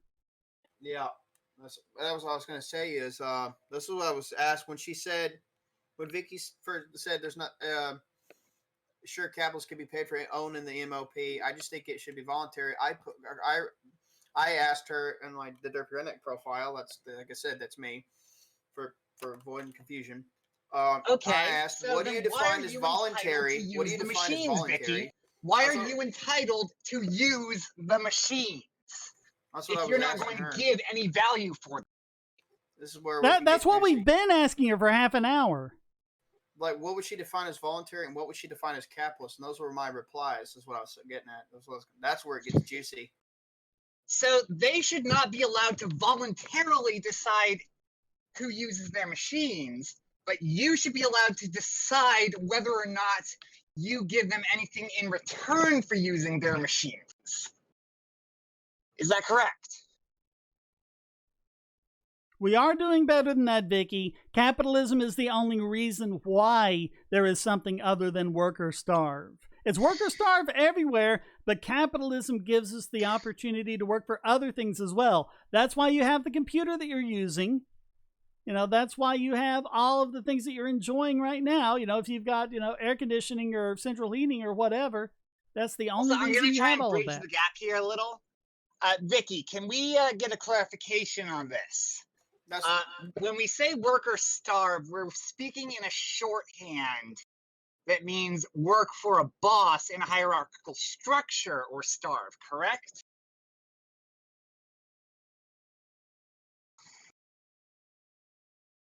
You know what? I won't type it. I'll just say it as is. Hold on a second. Let me clear this. Which dictionary? I was going to type it out, but just kind of splitting hairs here. So sorry. Excuse me. You're defining capitalism as a private ownership of the MOP. Okay.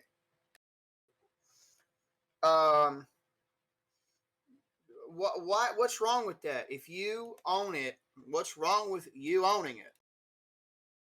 I think she said before she doesn't mind them owning it, but then she backpedals and says that's why with people profiting from this is why I said when I asked her those two questions as I was my Derpy Redneck profile, what do you define as voluntary and what do you define as capitalist? And then she just replied to that.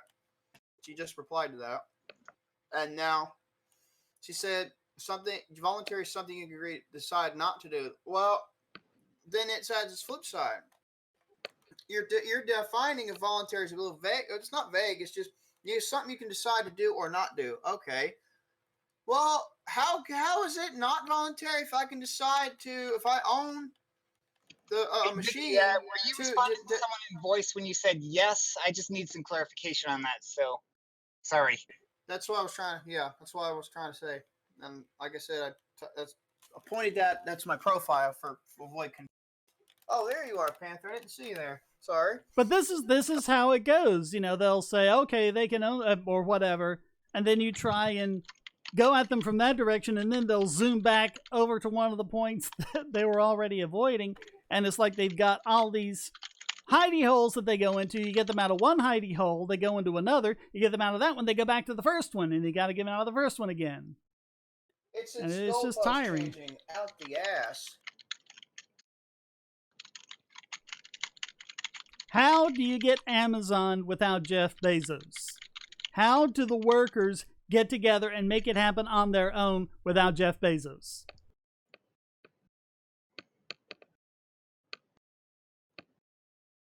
You asked an Adam. Oh, hey, Southern, is that you? It's been a long time.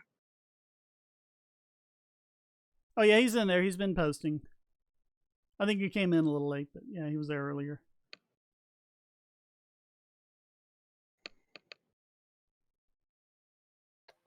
But well, here's the thing, Vicky. Well, then what are you? You're cutting out there, Wes. David R. says, last I checked, it's private ownership or public ownership. Actually, it's private ownership or aggression. That's all there is to it. No, that's fucking lol. Here's a question, Vicky. Would you accept a workable compromise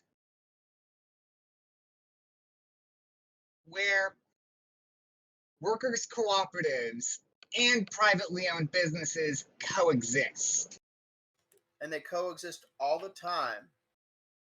And if you did not have a government to make an entity system, those co-ops and private business can gather together and go under something called the syndicate.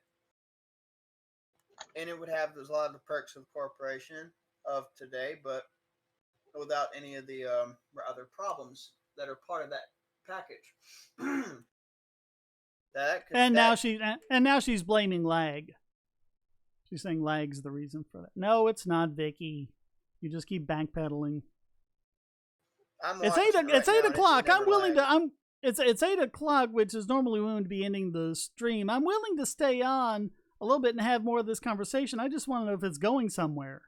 Yeah, we're just going to be chasing our tails. I will say, Vicky, it's been a lot of fun. I'm glad we got to have the conversation.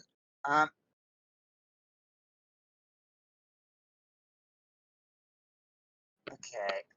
I would be fine with a hybrid capitalist worker co-op system in the start. I don't even understand. That sounds a little bit like early Rothbard and Karl Hess's material, if you're familiar, Vicky. I don't even understand what that's supposed to be, because with capitalism, there is nothing, with pure capitalism, not the corporatist monstrosity we have now, which is corporatism, not capitalism, which is a subtle form of fascism. But with capitalism, workers can form co-ops if they want. They just have to compete. No, Vicky, all of us here are pretty cool with the hybrid capitalist and worker co-op system. Well, we're fine with you starting your own voluntary workers co-op, and then you sink or swim in a competitive environment. We're fine with that, and we do not have a government having any kind of bridge of the economy at all. That's what we want. That's what we advocate. Hey, and then she adds in the beginning, typos, Vicky. I'm visually impaired, so I do it all the time. And then she adds in the beginning. So what happens next? What happens after in the beginning? Is that when the guns come out and they say you're going to do it our way? Why would you need to do that if worker co-ops were better? If worker co-ops were better, they should be able to outcompete privately owned businesses in a competitive environment. And that's not going into the nitty gritty of which businesses we're talking about. I think she's trying to basically say that in the beginning, the coexistence starts, but then she's trying to shift it so the capitalist will start pointing guns and prevent the worker co-ops from existing. Am I mistaken, Vicky? Again, please make sure I'm being clear. I'm getting everything clearly.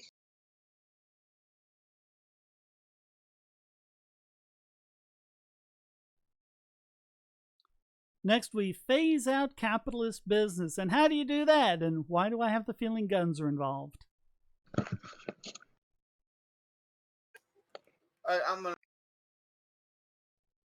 Well, that's what you could bring that back, especially you could bring stuff like that back. I talked about a form of that at the beginning of this podcast. Vicky is saying worker co-ops are better in a humanitarian metric? I was just responding to that, Socks. I was just responding to that.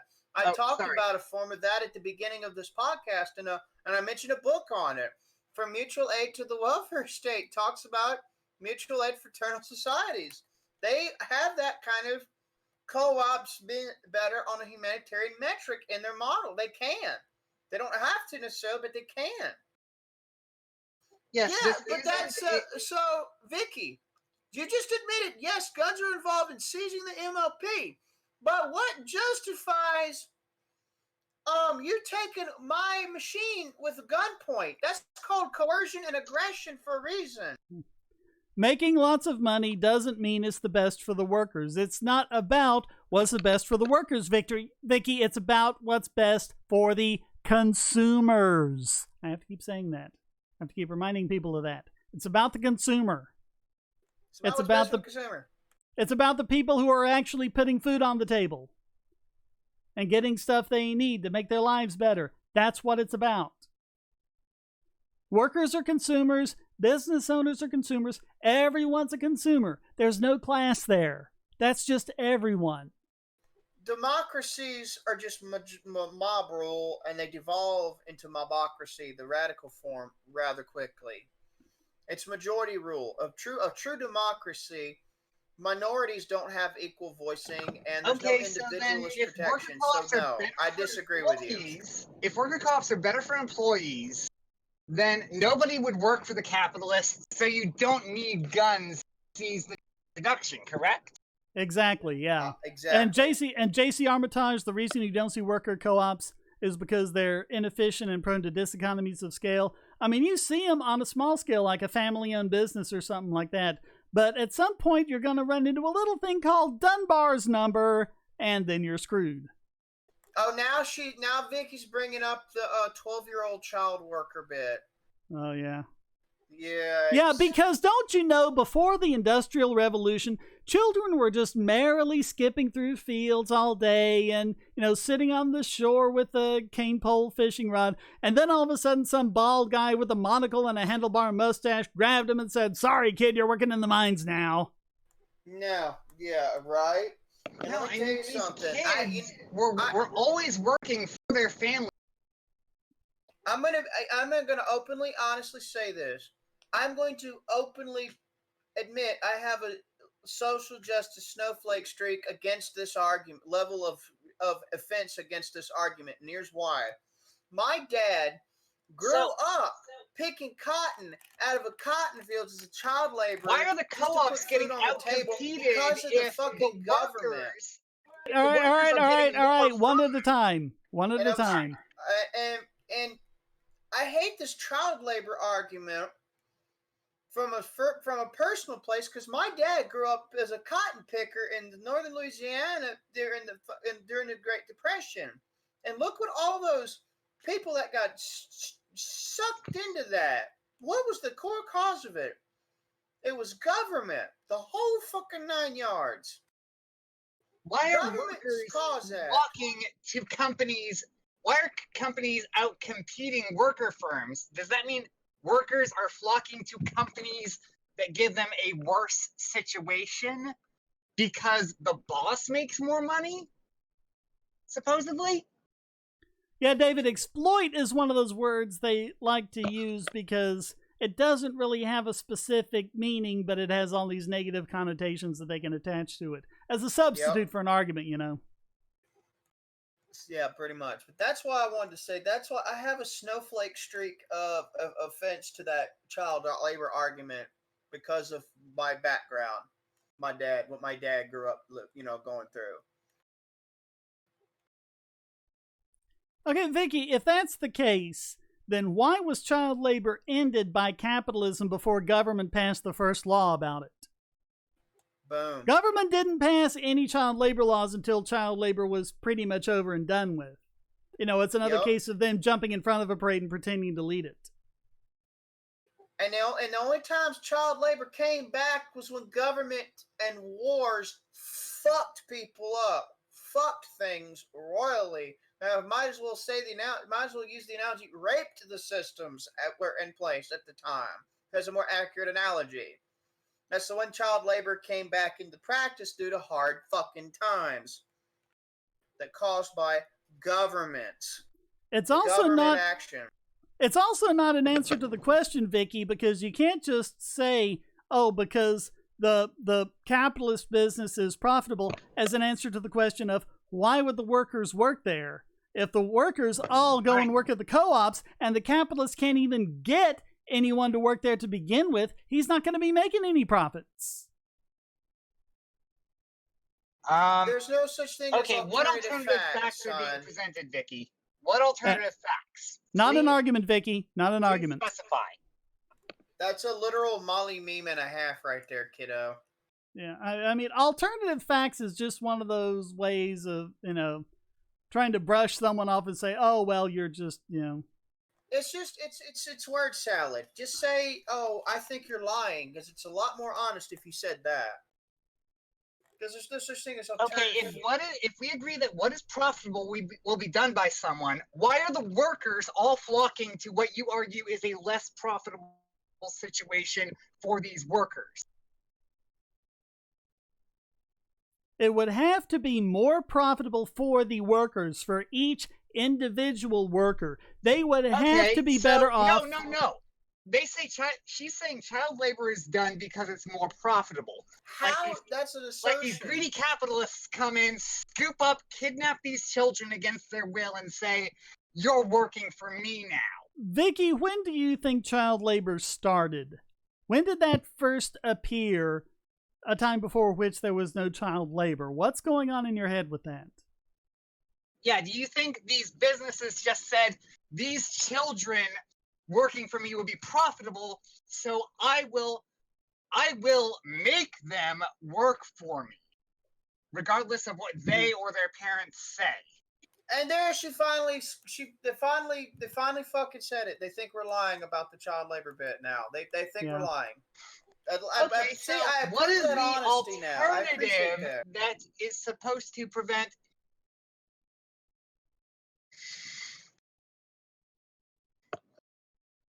I just want to know when they think child labor started. I want to know when they think that's basically. I think now she's arguing that the workers are entitled to an alternative in this situation. See, we're just all over the place with this. Goalposts changing like a okay, so why don't you start your worker co-op and give these workers the alternative that you argue is more profitable for them, and it will take all of the workers away from the capitalist business exploiting these poor imaginary kids you've conjured up. That is not true, Vicky. See, this is exactly what I thought. Child labor has been around since the beginning of humanity. That was the norm. The reason why you don't find people complaining about child labor at the start of the Industrial Revolution is because that's how it always was. With capitalism, that was the time it started dropping. It didn't spike, it peaked. There's a difference. And by the way, this is all, it's still not an answer to say because child labor was profitable. That might answer a question of, why an employer would hire them, but why would the parents agree to it? What kind of horrible parents do you think there were back then? Yes, do you think all of these parents were just selling their children because they're even more greedy and evil than the capitalists?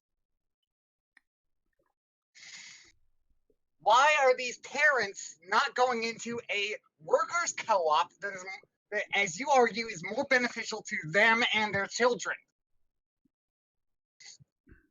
And if you say the capitalist structure is more profitable, you are basically negating the idea that the workers' co-op is better for them.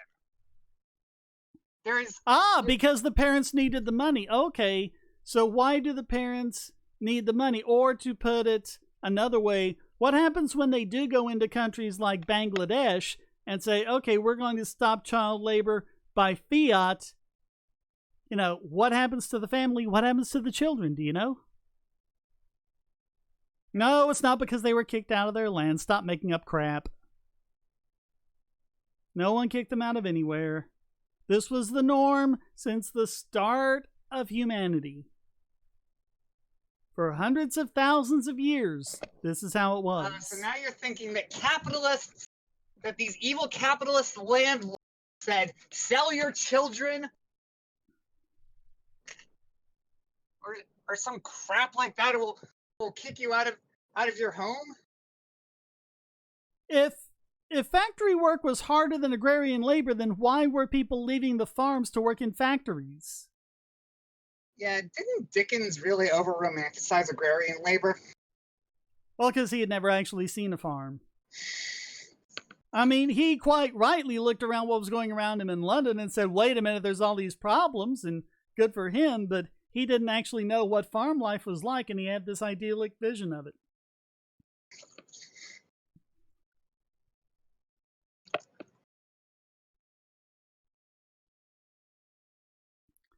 Okay, let me put it this way, Vicky. The land I'm on right now used to be a family farm. Now, my grandparents had it back in the day when they were picking corn and cotton and everything else just to try to get by. We still have that land. No one kicked us off of it. Do you know what's on this land? Trees.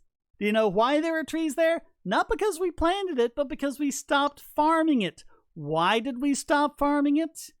Because it's better to work for capitalist companies than it is to try and do everything yourself. It's more efficient, and you end up with a lot more.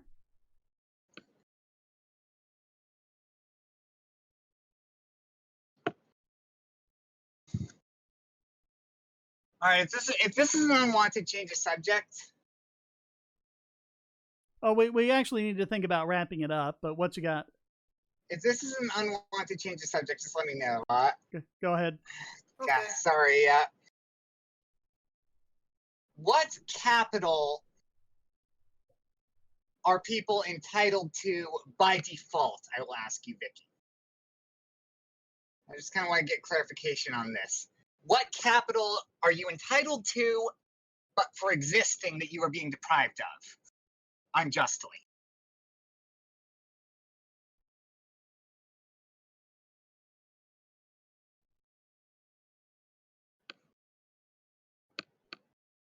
Talking about the transition from feudalism to capitalism in Europe. It happened because of the Enlightenment, because we got this idea of private property and individual liberty. Yep, and you had the physiocrats that led right to it. The physiocrats, they were actually the beginning of that transition because the why did they have to move to cities and work in factories? What was stopping them from working in the farms, which you claim is better for them? If it's because they weren't gaining as much and working harder to gain less, then doesn't that defeat your argument?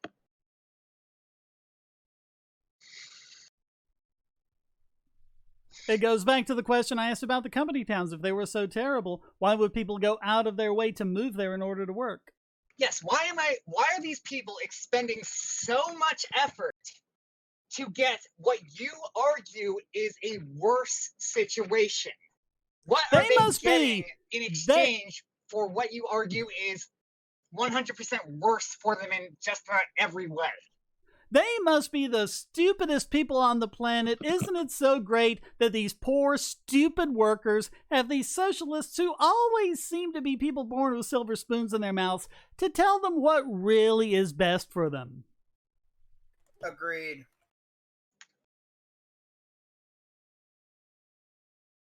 People had to move because the work cities. dried up. The work dried up due to industrialization. How does industrialization mean corn doesn't grow on my land anymore? Okay, so she says the land was bought off of them or they were evicted, so they had to move to cities. Evicted by whom? If it's their land, no one can evict them. If it's their land, of course, leftists will argue that land ownership itself is not justifiable. Right. Only occupancy. Yeah, that's what I said. Occupancy. Okay, Vicky said earlier, we don't even know what system they advocate for. Okay, Vicky, what system do you advocate? Because you're obviously arguing. Okay, from a so really they need money to survive. Why is this money not? Why are they being exploited by being put in a situation where they get more of what they need to survive rather than less.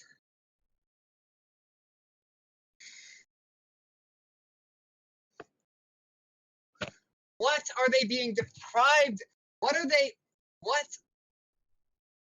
What My makes camera's the doing farm something life weird. I don't know what better it for is. them if they are getting more of what you say they need to survive in the alternative? Vicky, do you even know what feudalism really was? No, Vicky. What the There fuck? were no feudal landlords. There was There no were feudal. no. They never existed in the United States. Oh my god. Oh my god. I think Fuck actually, me, Vicky, if we're clarifying, are you talking from a United States perspective or a European perspective? Because you did mention you were from Germany, so this could muddle the issue in us arguing Easily, about different yeah. things. Well, I mean, I was using the example of my family's farm, the land that we're on that they used to farm. That was always there. What they got, like in the 1750s, they got a 1,000-acre land grant from the king. You know, as did a lot of my other relatives, ancestors around here. And after that, they owned it. And it's actually, read the Treaty of Paris. Vicky, can we clarify where this was happening? If you read the Paris Peace Treaty, it actually says that the crown ceded all of the land to the individual owners, not to the government, not to feudal lords, but to the individuals. Okay, this could help. This could help clarify some things. Vicky says she's speaking from a European perspective, but it doesn't explain the case of why that happened in America too, when that wasn't the case. It really doesn't, because the other thing is, like Europe. Oh boy, just talking about the history, that one's pretty interesting, because a lot of our like the classical era of modern economics, or classic econ, and a lot of the beginnings of libertarian theory and stuff, you know, come from physiocrats from France. In fact, the original use of the word libertarian from France was late 17th century use, and it was meant defend your liberties, defense of liberties. And that's where all of modern libertarian theory comes from, and classical liberalism, the starter pack of it, before that came from. Very interesting history reading about that. Sometimes we run into what I've seen called Fitch's law, where a lot of disagreements break down because we're not unified on definitions. Yep. Oh yeah, that's a lot of the time, my friend. That's a lot of the. Mm-hmm.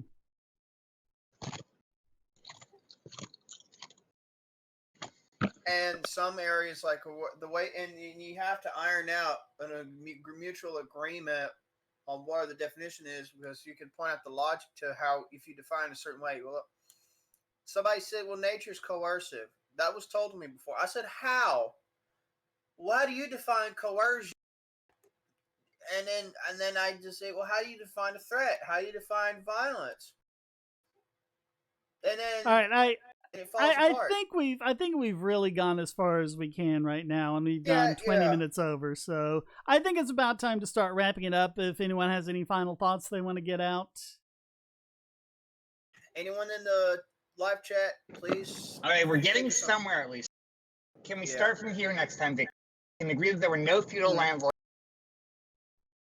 Let's give them about another 30 seconds because of the lag, but we'll see if anyone in the chat room has any final thoughts.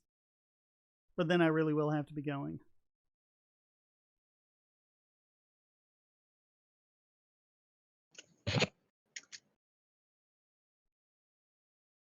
And again, sorry if I yell sometimes. Sometimes I get a little heated. Yeah, it's well, fine. Vicky inspires that in people, apparently. It's just so infuriating trying to have a discussion with people like that. Well, you ought to seen the shit I've said to the Marxists I butted heads with. Oh, God. They don't look good on me, I'll tell you that. Okay, hey, Shane, what do you think? Reply to a video by another filthy leftist? Well, go to the Discord and, let's see, yeah, please, you're welcome to join the Discord and submit any video of your choosing to potentially be responded to. Yeah, you can see the links to the Discords up at the top of this screen. It's probably better to go into Lord Killian's Discord because there's a videos to debunk channel, and you can just pop it in there and I'll take a look at it. But I gotta tell you, if I watch it for the first couple of minutes and I see a really dishonest person I don't think is worth replying to, then I won't bother. Because, I mean, there's so many videos I could reply to. I want to reply to the ones that I think are going to give me something new to say or that actually have a challenging argument. You know, not something that's going to be Pratt all over again. You know? If you don't mind. Wait, which one did he decline, Vicky? Just so I can be clear. Oh, you made a video. Supposedly Vicky made a video.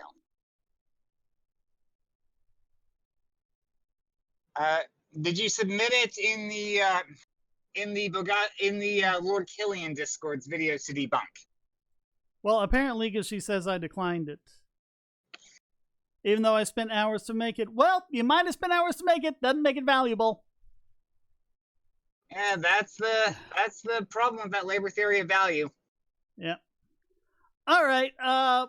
Let's get some very last thoughts from Socks and from West. Anything you guys want to get out? Honestly,